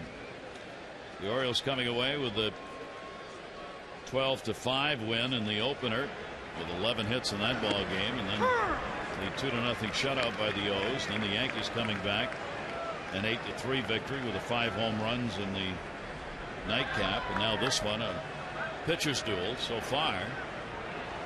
with the home run by Swisher and the double by Teixeira accounting for the Yankee runs, and the home run by Reynolds, the O's run. So what, home runs now 9-4, I believe, in the series. Two teams, as we showed you, who have been pounding them out since the All-Star break. There's the 0-2, a breaking ball from Garcia away. Orioles here at home have been out-homered this year at Camden Yards, including the 2 tonight. The Orioles have been out-homered 90 for the opponent, 86 for the Orioles. And these two pitchers,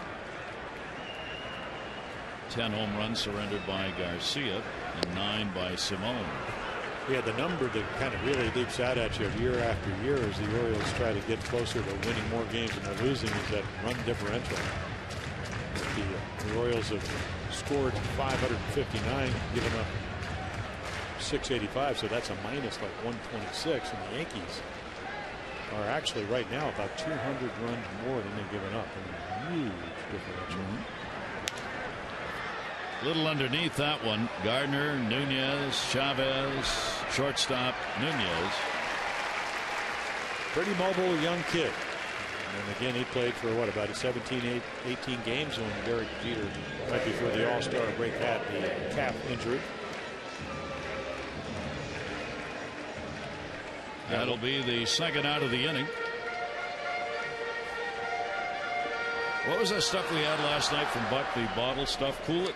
iChill. iChill, which is to bring you down instead of up, unlike the energy drinks where you take it to rev up. The iChill was created by one of Buck's friends, a product that's designed to mellow you out. Yeah, melatonin in it. How much did Garcia have of that stuff? We had a gallon. You're not supposed to drink 2 of those little vials in a day. Garcia did. It's fun. I mean, it's amazing to watch him. Everything about him is slow motion. He gets the ball coming back to the mound. He kind of ambles back and walks in and gets the ball and turns around and goes up the hill. He's a big guy. I mean, he really is. And, I think he understands. Again, being 49 games over 500, he knows. I used to get him out a different way. Now I can just you can see him throw his arm out as a deception. And I mean, if you look, we were going into the ballpark in Oakland. They had Catfish Hunter in there. They had Dennis Eckersley, 2 Hall of Famers. And I was walking in with Alfredo Simon and Michael Gonzalez. I said, what's that front arm? I mean, look at that gloves out there. It's deception. And Freddie's got it now. He turns his back. 1,000. 2 1,000. Throws the glove. 3 1,000. And then you don't know what the speed's going to be. Totally unpredictable. Here's the 1-ball 2-strike delivery, and that'll be fouled off. Marquez has struck out, grounded out. Nick's had a 3 for 12 in the series against the Yankees, but he has put up good overall numbers against New York on the year, just under the 300 mark. Nick's had a home run, 3 RBIs against Yankee pitching. Garcia with a 1-ball 2-strike count. Outfield shading Nick to left. Here's the 1-2. And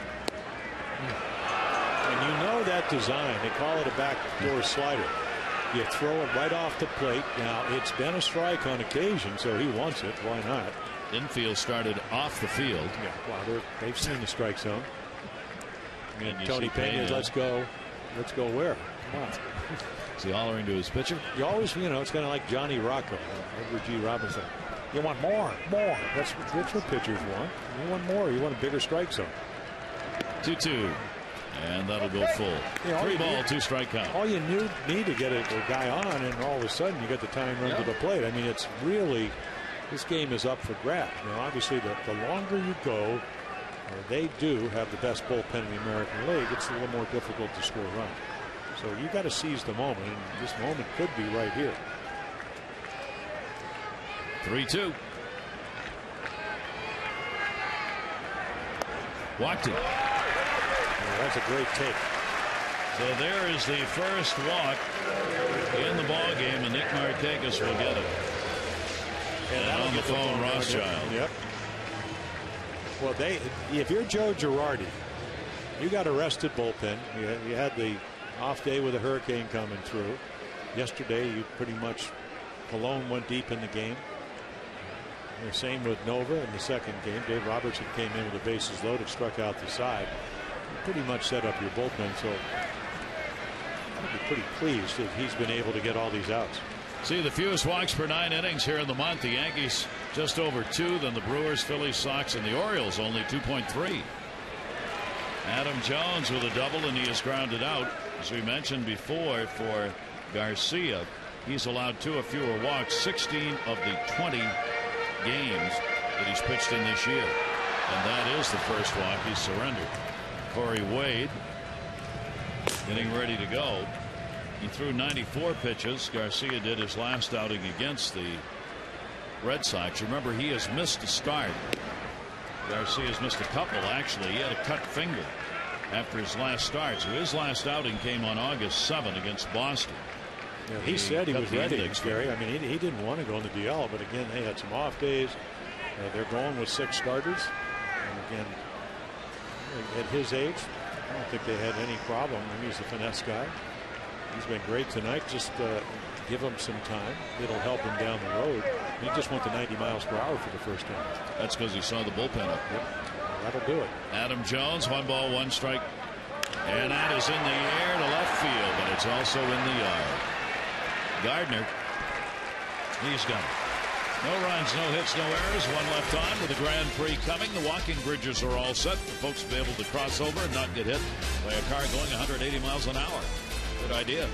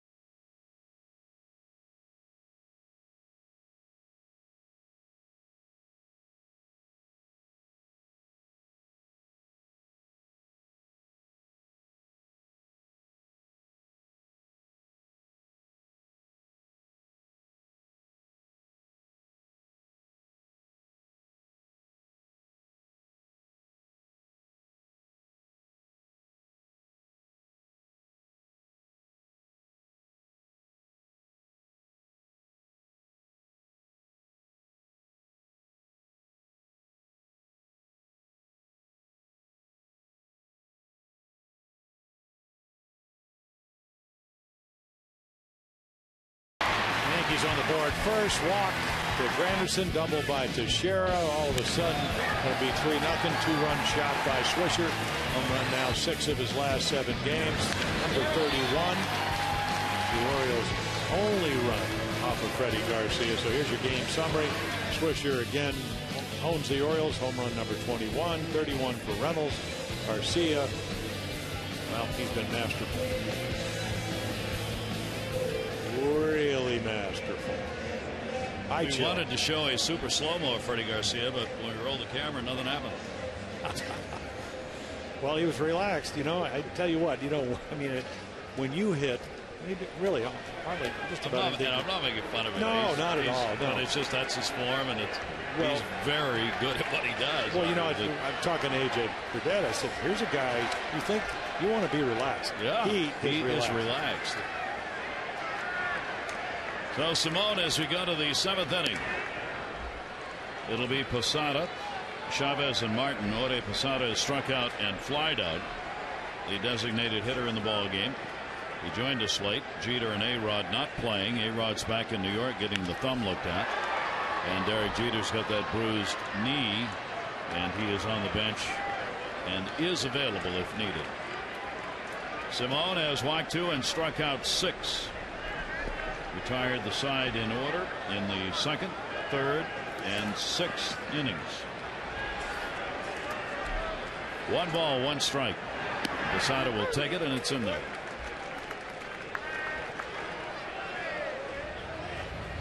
There's Michael Gonzalez for the O's. Freddie Garcia had retired 11 in a row before the home run by Mark Reynolds in the 5th inning, accounting for the only run for the Orioles. A run on 2 hits for the O's, 3 runs, 3 hits for the Yankees.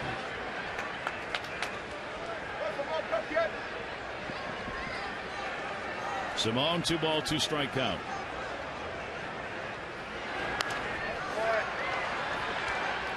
Shortstop. Hardy there, and he's got it. Posada retired, 1 away. Still time to entertain clients, colleagues, and more with a great custom suite package here at Camden Yards. Private suites are available, a lot of locations and packages offered for your company. It's a great, sophisticated, and affordable way to make a positive statement. To get more info, go to Orioles.com/suites, or you can get a tour by calling 410-547-6076. Chavez has struck out and grounded out.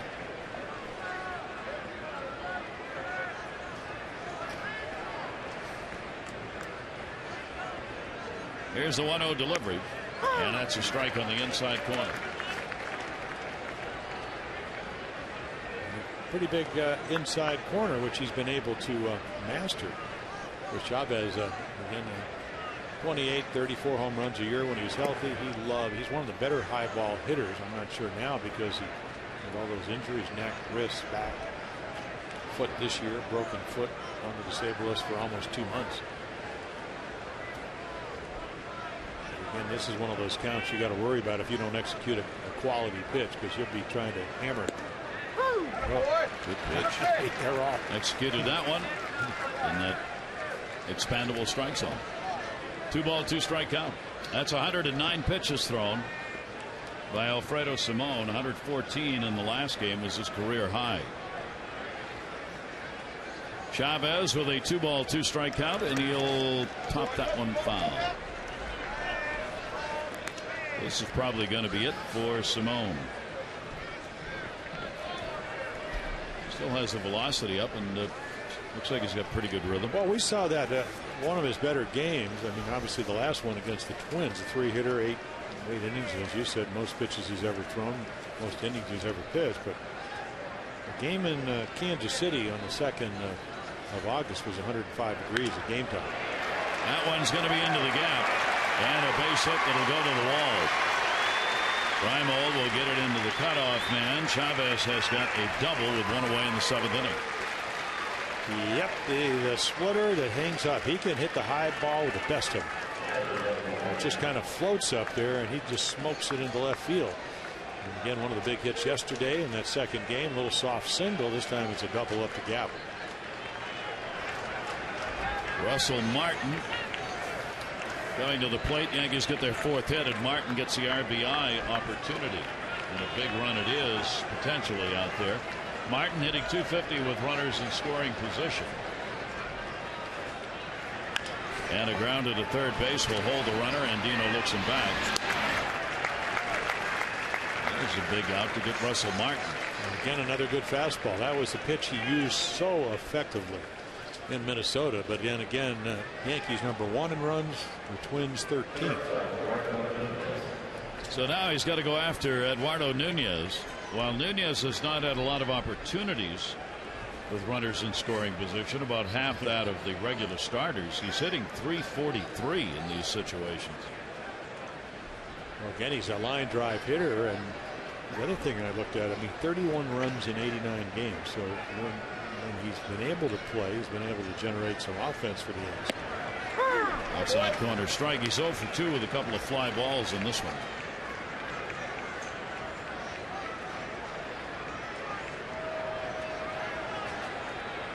Chavez. It's a big lead at second. The Orioles not holding him close. There are 2 down, but he gets a real big secondary lead. And he doesn't run like he used to. Nope. Right back to the mound. No runs, 1 hit. No errors, 1 left on. 7th inning stretch time. The Yankees have the lead.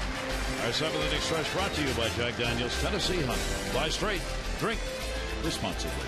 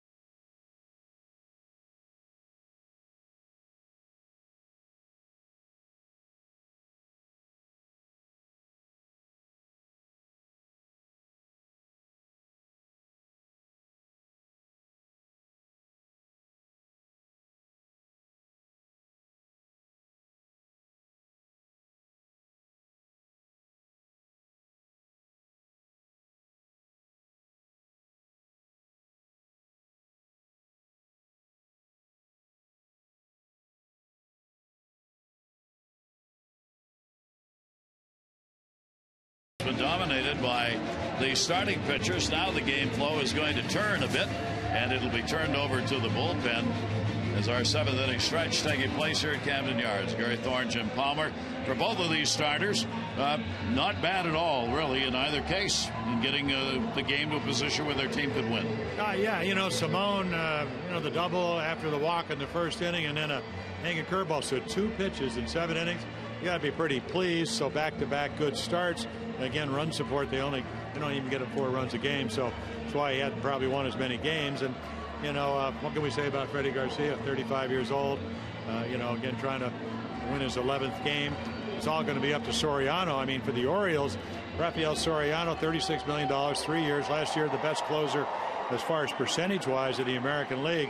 And he's had elbow problems and struggling. So you want Garcia gone. He was that good. And you'll take your chances with Soriano. And the question for the Yankees, along with some of their starting rotation, is about Soriano. Is he going to be able to come back, be the pitcher that he was last year, and be the tremendous setup man for Mariano Rivera as they head into the final month and into the postseason? Well, we saw their #1 guy, and that was Dave Robertson, again coming in with the bases loaded, striking out the side. So Soriano certainly could give them a little bit more depth in that bullpen.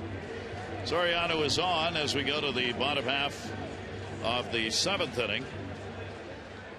And the Orioles got to be happy to see Garcia out of there after the 6 innings. 1 walk and 4 strikeouts. He gave up just the 1 run, the Reynolds homer, and only 2 hits. And that will be fouled away as Vladimir Guerrero will lead it off. Guerrero, Wieters, and Reynolds. Vladdy's had an 0 for 2 and a couple of fly ball outs in the ballgame. Yeah, Soriano, again, not a lot of action since he's come off the DL.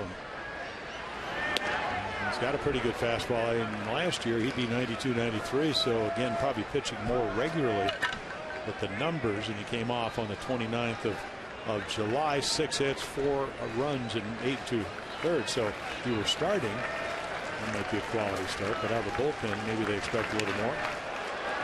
Turned on that one. For Soriano, this will be the 4th game he has pitched against the Orioles this year. He's only worked 2 1/3 innings against the O's. He's given up no runs on 2 hits, no walks, and 3 strikeouts. Vladimir Guerrero is 5 for 11 lifetime off Soriano. And the 1-2 delivery. And Vladdy, a roller foul, stays at 1-2. Well, the Orioles have had the opportunity getting a runner on in the 6th inning on the 2-out walk to Markakis, but could not get him moved around.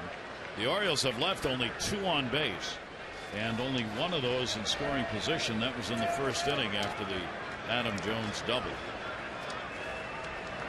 Vladdy with a 1-2 chopper to 3rd base, played by Chavez.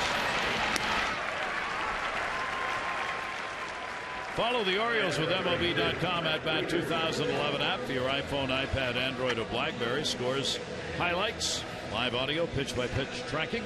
You can even check in at the Oriole home games, chance to win prizes and upgrade seats.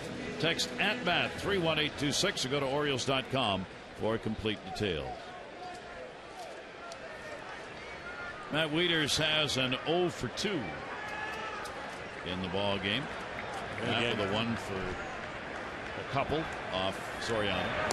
Yeah, he was real. I mean, he was about as good as you get last year. 162 against right-handers. He's 154 against righties, but lefties hitting him at 375. So again, right-hander Reynolds right behind Wieters. But again, he hit his 31st home run. You just need to generate some offense, and it can be in any way. Maybe a walk. Of course, he doesn't walk too many guys. A little looper, gapper, and all of a sudden pressure on the back end of this Yankee pen. And that's going to be away. For Matt on the year, he's hitting .346 right-handed and .237 left-handed. He's had 8 of his 14 home runs from the left side of the plate. Head on the count here, 2-0. Wieters will take it, and the off-speed pitch is going to miss. So Soriano falls behind a 3-0 count. We've had just 3 walks total surrendered in the game, 2 by Simone and 1 by Garcia. Alfredo Simone on the top there on the right, hoping for some offensive help And there's a strike. He's hoping for a 3-run inning and hope the bullpen can come to the rescue. I mean, Soriano was so good, but I don't ever remember him throwing a curveball, and that's what he threw already. I think that's what Buck Showalter was talking about. And there's your ball. There's the walk. Yep. So the Orioles, with one away in the 7th inning, will bring the potential tying run to the plate. And now it gets interesting. The Orioles are trying to make it 3 out of 4 against the Yankees in this series. The Yankees got the lead in the 1st inning on the Teixeira double. And then the 2-run homer by Swisher in the 4th inning before the Orioles get the homer by Reynolds in the 5th. And here is Mark Reynolds. Reynolds, the 1-for-2, now has a 9-game hit streak, hitting at .227. And he was going for another one right there in the big cut against Soriano. Reynolds 0 for 5 off the Yankee reliever. They put the switch on in the infield, bringing Cano way over behind second. Nobody between first and second base.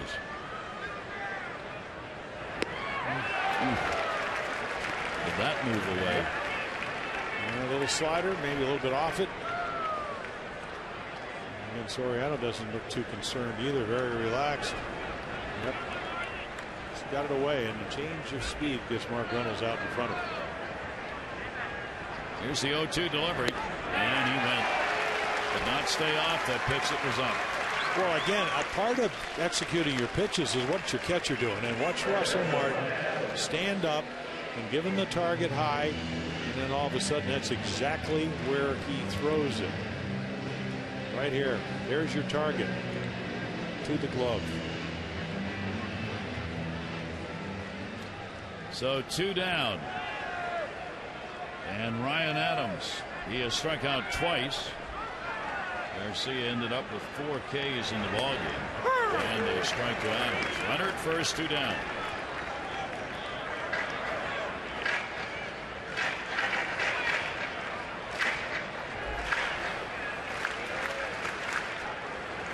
They play Adams towards right, go the other way. Here's the 0-1 delivery. And just kind of a half cut on that pitch, 0-2. Well, he's gotten pitched to the first 2 times up. Again, a couple of strikeouts, slower, faster, harder, swervier, those kind of at-bats. And that's what veteran pitchers will do. So all of a sudden, you go, I don't know what to look for. Well, you got to look for the ball, and do it with 2 strikes. League average is usually 185. And so Soriano comes on. He surrenders the walk, but he gets 2 strikeouts. And the Orioles leave a base runner on. And after 7, the Yankees have a 3-1 lead.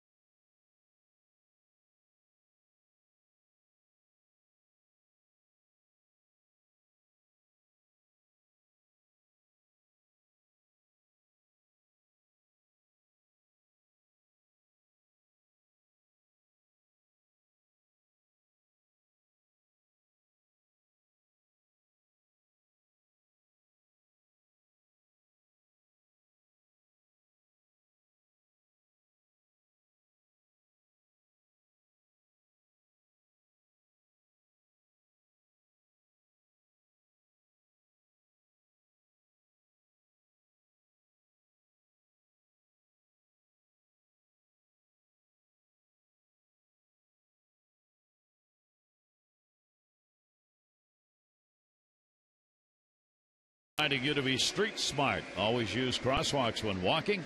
When driving, be alert for pedestrians. Gonzalez on out of the bullpen for the Orioles. A roller coaster season for him. but in the last 12 has been on the upside of that ride.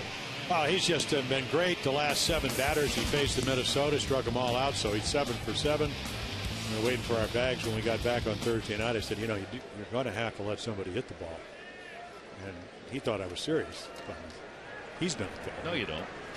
Well, that's right. Just run the string out. Don't just keep going. That's right, man. Lefty versus lefty. He's been awfully good. Throwing a lot of strikes. Wind up been a little bit more consistent. Still falls off. But again, the stuff real good. Hasn't allowed a run. The last run he allowed was up in Boston. It was in late July. Brett Gardner. And Gardner will take it for a strike, and it will go to 1-1. Gonzalez, the left-handers, 207. Right-handers, 310. 1 ball, 1 strike count. Simone out of there. Solid 7 innings. Gave up the 3 runs on 4 hits, couple of walks, and 1 home run. Now Gonzalez trying to keep it right where it is with the Orioles a couple of bat half innings to go. Brett Gardner, 1 ball, 2 strike count. And the count goes to 2-2.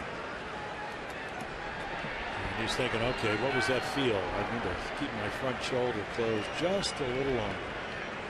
When you do, you hide the ball, you stay a little bit more better aligned.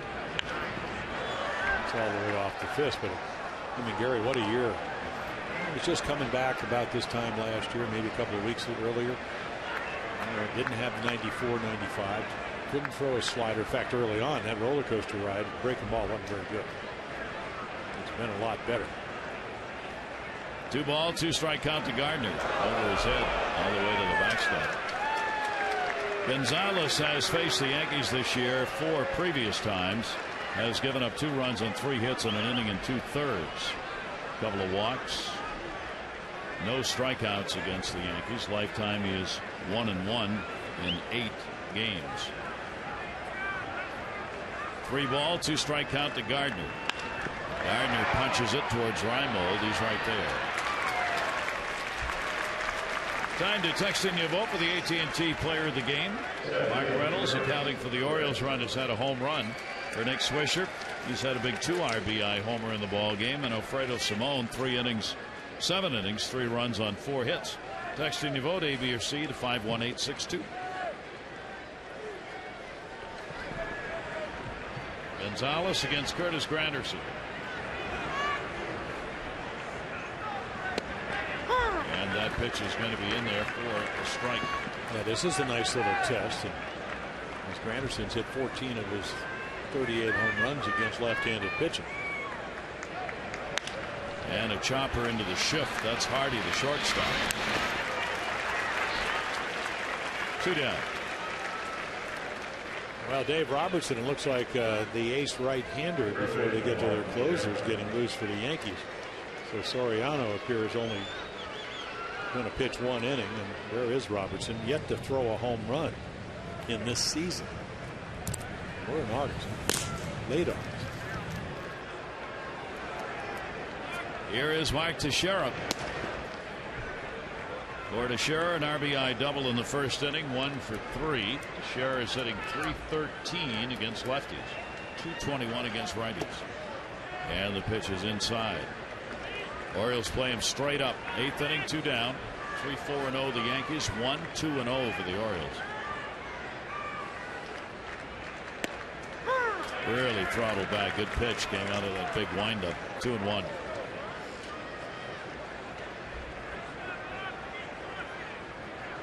The 2-1 delivery didn't hold up. It's light years, and there are a bunch of scouts here. Trading deadline, what, 2 days away? A lot of teams want to get a little bit better. Anybody watching Mike Gonzalez now and back in May, entirely different pitcher. Got it. Teixeira goes down swinging. Gonzalez comes on and retires the side in order. Bottom half of the 8th inning, the Orioles trying to win their 3rd out of 4 against the Yankees, trailing by 2.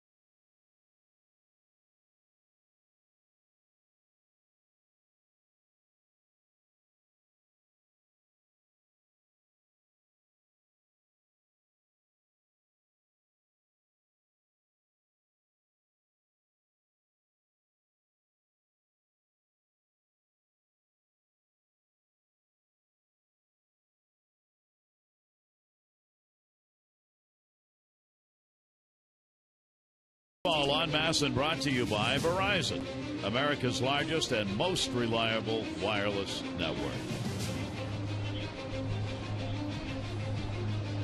Gorgeous night here for the Orioles, though. It doesn't get any easier at the plate. Here's David Robertson.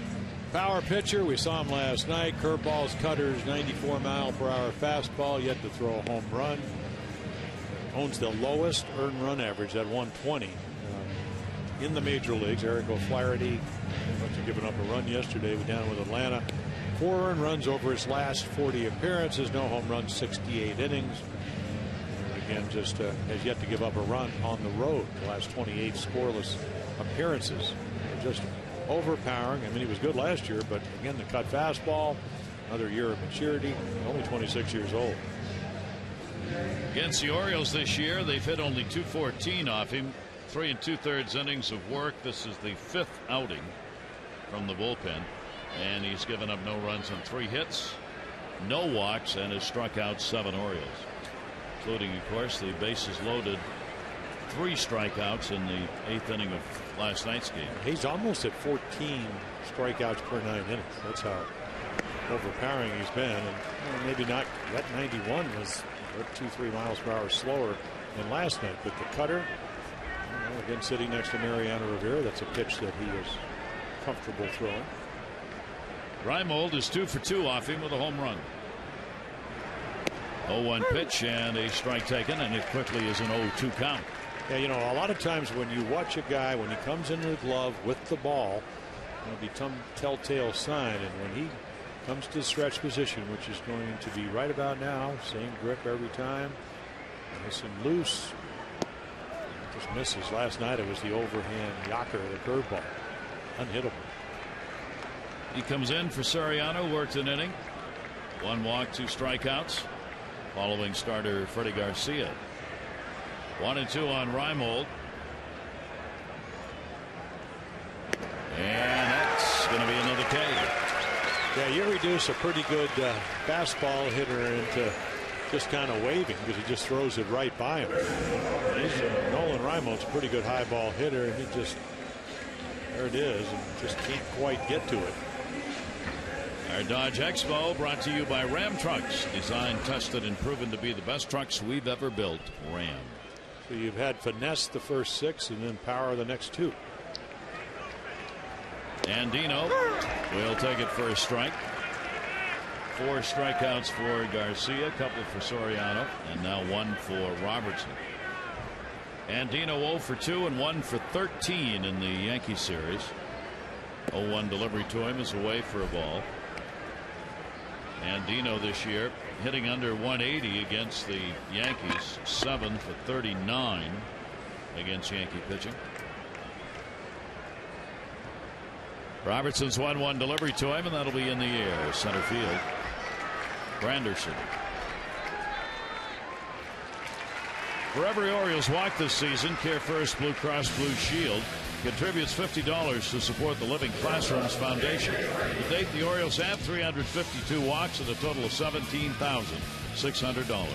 Care First Blue Cross Blue Shield encourages each of us to take that first step towards a healthier and more active lifestyle. It could get pretty expensive if you were giving that money for the Red Sox and the Yankees. Be a lot of walks. Yes, that's what they do. And that will be taken for a strike.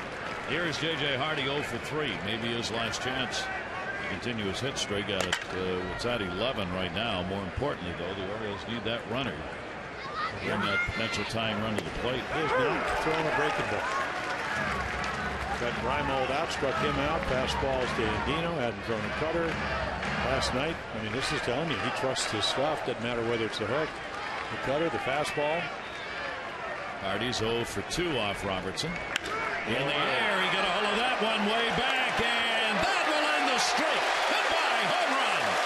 J.J. Hardy makes this a 1-run ball game on the homer off Robertson. First of the year. Not for Hardy. That's J.J.'s 26th.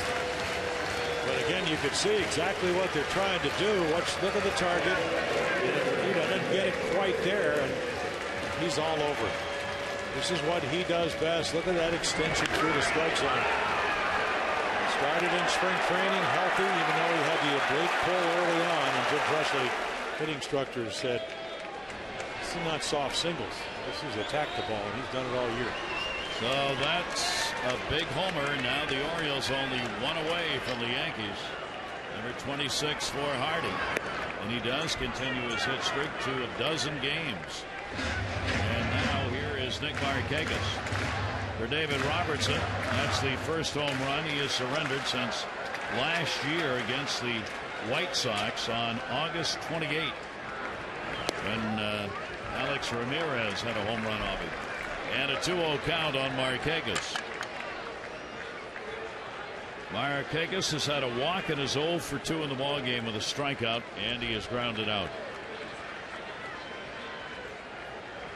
Here's the 2-0 delivery. Markakis takes it for a strike.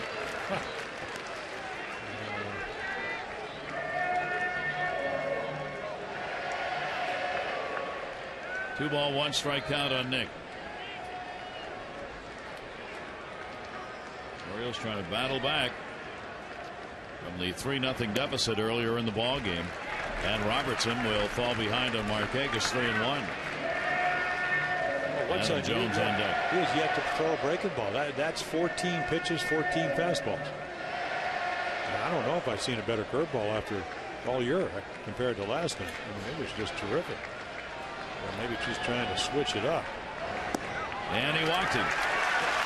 So maybe discovering you're not invincible gets to you. Yeah, it does get you thinking, though. I've been out there, and boy, you think I'm really throwing well, but again, if you throw a belt high fastball to J.J. Hardy, you've got to think one of the consequences is he's going to have a good swing, and he did. So, but that's only a run.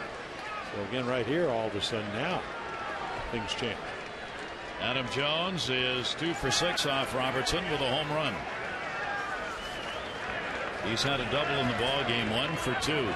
Potential tying run at first base in the bottom of the 8th inning. Jones will take it, and it's a strike.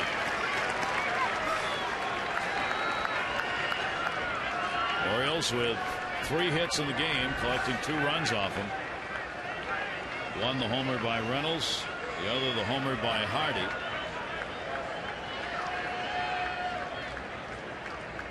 Here's the 0-1 delivery. Jones fouls it back. There's your pitch to hit. Belt high out over the plate.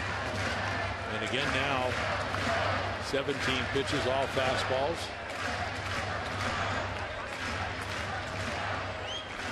I can't imagine he's going to throw him another one, though. Not with the other part of his arsenal available. Or throwing a strike even. Yeah. Well, you don't usually need to, even though Kenny Singleton came in, former Oriole broadcaster for the Yankees. What was his batting average? 377. Markakis goes, and he's going to get there with a stolen base as that ball was in the dirt. Martin didn't come up with it when Markakis was running. Well, there's your curveball first time. So now 18 pitches, 17 fastballs, 1 curveballs. Been a while, over about 25 days, I believe, somewhere like 25 games that Nick has stolen a base. Nick ties Adam Jones for the league. Team league. 10 out of 13 for Markakis. Potential tying run now at second base. And Adam Jones with 2 down and runners in scoring position is a 377 hitter. Here's the 1-2 delivery. Jones will go down swinging on a pitch away. Robertson will get a big strikeout. The Orioles get a Hardy home run, and it is 3-2.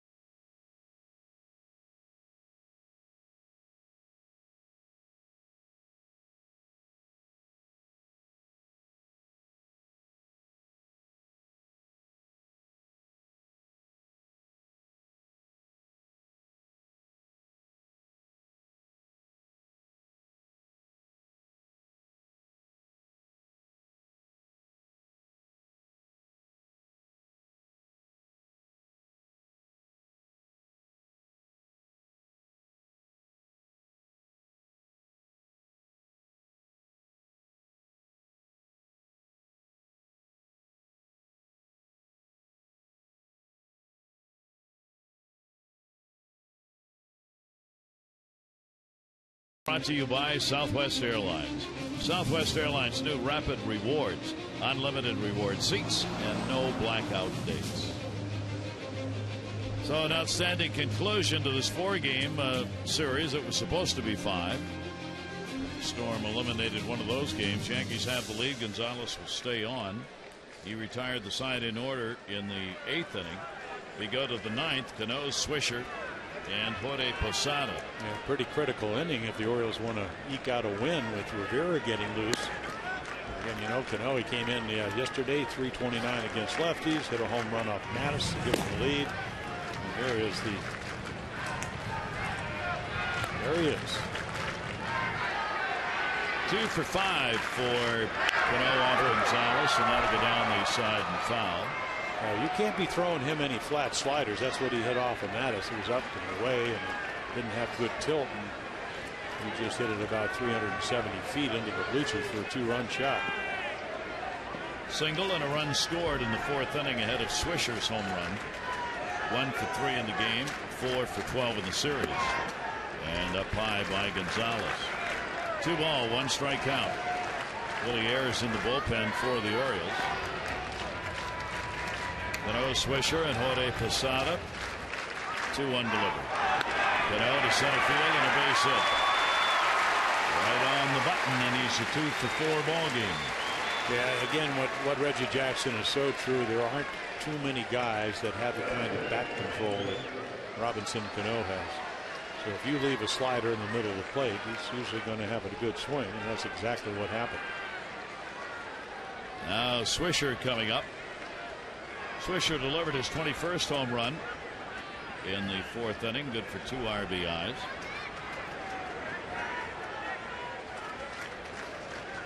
Now we'll face the left-handed Gonzalez. No official at-bats against him.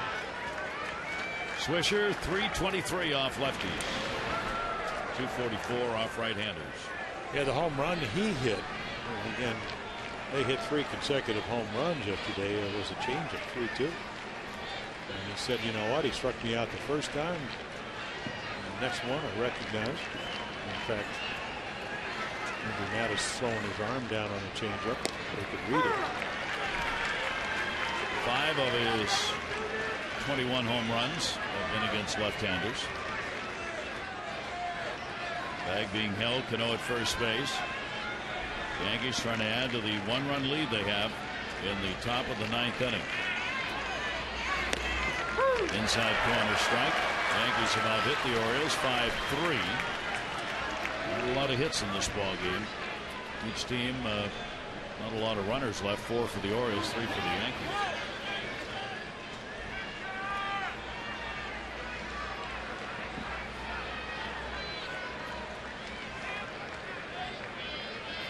Here's the 0-2. That'll go to short. Hardy, Adams, Donovan.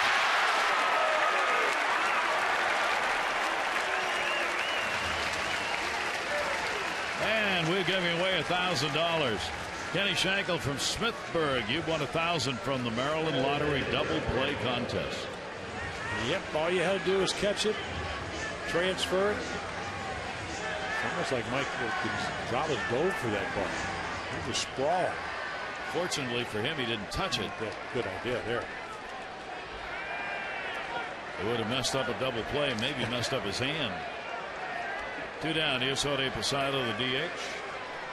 0 for 3 for Posada. And again, homerless from this side of the plate. And hitting only 102. He's 6 for 59 against left-handers. 1-0 count of Posada. 1-1.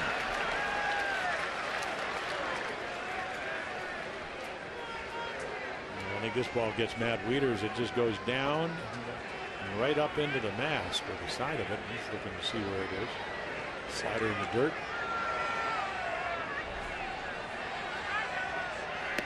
1-1's going to be up high. Michael Gonzalez in his 2nd inning of work in relief. That would be his high, equal his high. 2 innings this year, the most he's worked out of the pen. Slow chopper. He had to do a 360. Knocks it down. And gets the out. That'll be a web gem. So no runs on one hit, no errors, and nobody left on base as Gonzalez knocks it down. 360. Gotcha. Bottom of the 9th inning. Orioles coming up down by 1.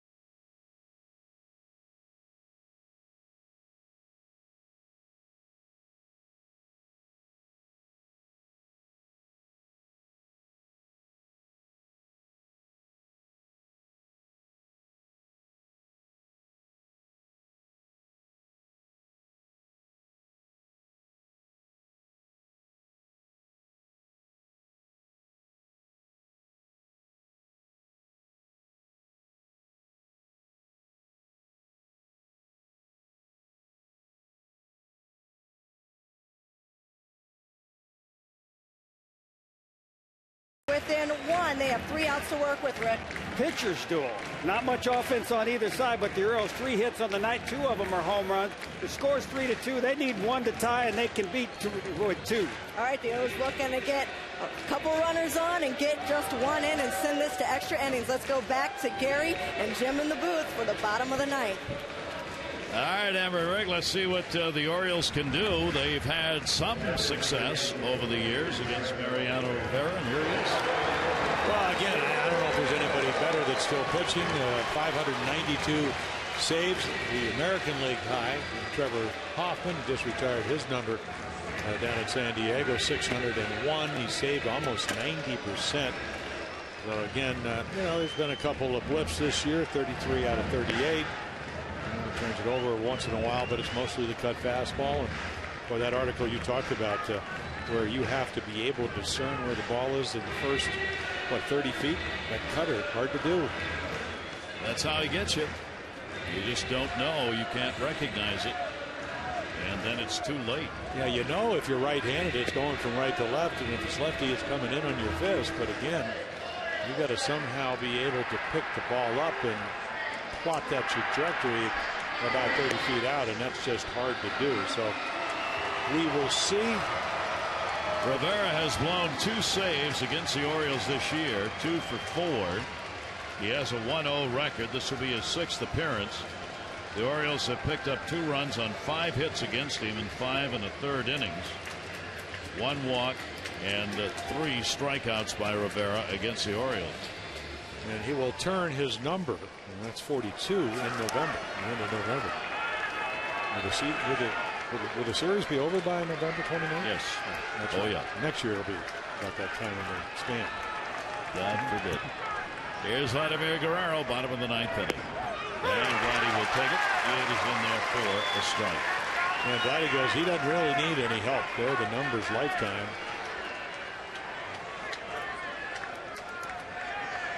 Lifetime for Rivera, 8 wins, 8 losses against the Orioles, 67 saves and 75 chances against the O's. And that will be outside for a ball. This is the 122nd game that he has appeared in against the Orioles in his career. Guerrero's had an 0 for 3 in this one. 1-1 delivery by Rivera. A chopper off the glove. Cano got plenty of time and gets it. And I believe Rivera touched that. Yep, he did. So it's going to be scored 1-4-3. Little two-seamer. And it may be up the middle. Of course, Cano shaded that way, and then nobody makes this play. And boy, Manny Trio used to be with the Phillies and the Cubs right there. And again, Teixeira Gold Glover able to maintain contact with the bag. He's got the best arm of a second baseman. And it's awfully special. I've ever seen.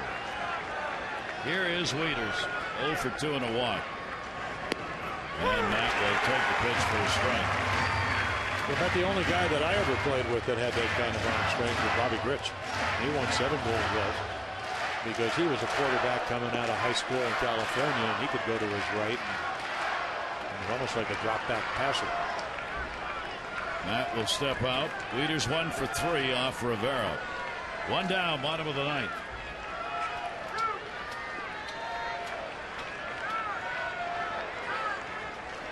Here's the 0-1 delivery. Wieters 0-2. It's like playing in the backyard when you used to take a wiffle ball and you could make it move. Just unbelievable. Boy, he has told people how he does it.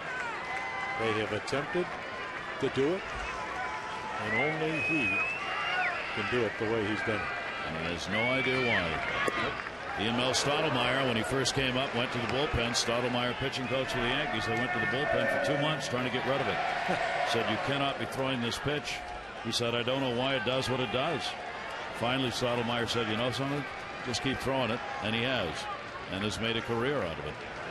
1-2 delivery is fouled back into the screen. Let's update you in the voting for the AT&T Player of the Game. There are the results so far. Text in your vote, A, B, or C, to 51862. Results on the O's Extra post-game show.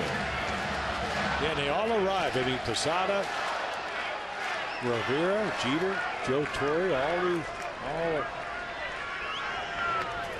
right there fighting it off the fist. And again, that velocity went up 3 miles per hour, but they all arrived in 1996 and then 4 World Championships in the next 5 years. He was a setup guy, a starting pitcher in the minor league. Yep. They thought his stuff wasn't starting caliber, so we'll put him in the bullpen. 1 ball, 2 strike count. And that's going to miss outside. Good look by Matt Wieters. And again, we talked about deception. He's able to repeat his windup. There's not a lot of effort. I mean, the windup hasn't changed. I mean, he'll come slow. He'll settle his feet, get his balance. 2-2 delivery, and Wieters will foul that back. So Matt fighting him off.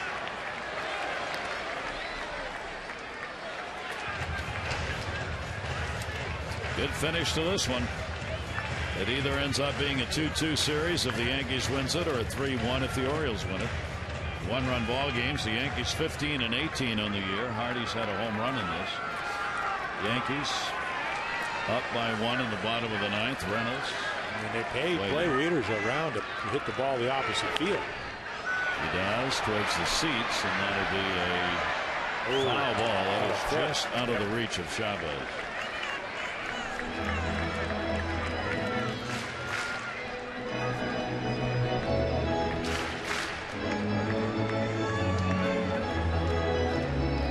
So Wieters working Rivera on the foul balls, just trying to get on. So it's cutter, but he will turn it over just every once. That's where Martin's gone. 2-2 delivery, a chopper to second base, Cano. And it goes that way, it's an out. 2 down. So a 2 away in the bottom of the 9th. Good matchup as Mike Reynolds will stand in. Reynolds got his 31st home run, 5th inning. Yeah, he just smacked it. In fact, both runs tonight, Hardy and Reynolds with home runs. That's been it. All ricocheting around off the seats and grandstand. 0 for 4. Lifetime off Rivera. Freddie Garcia stands to win it. He would be 11 and 7.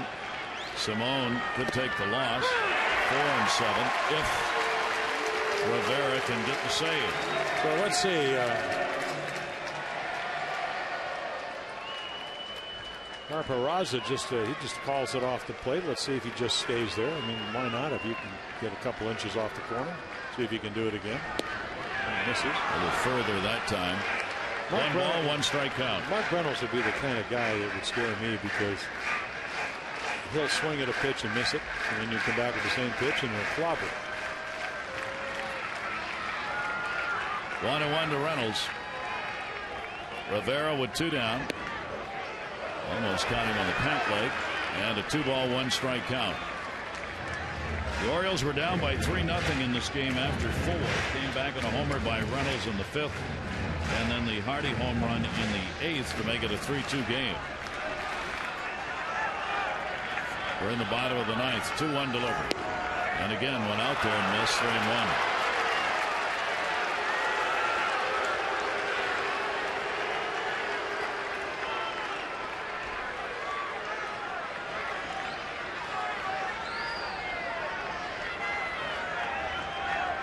Three ball, 1 strike delivery. Reynolds goes after it and fouls it off Russell Martin.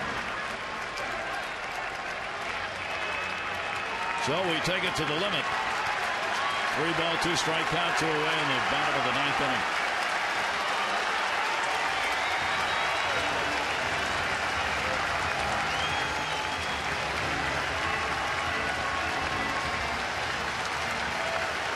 $18,223 tonight. Up.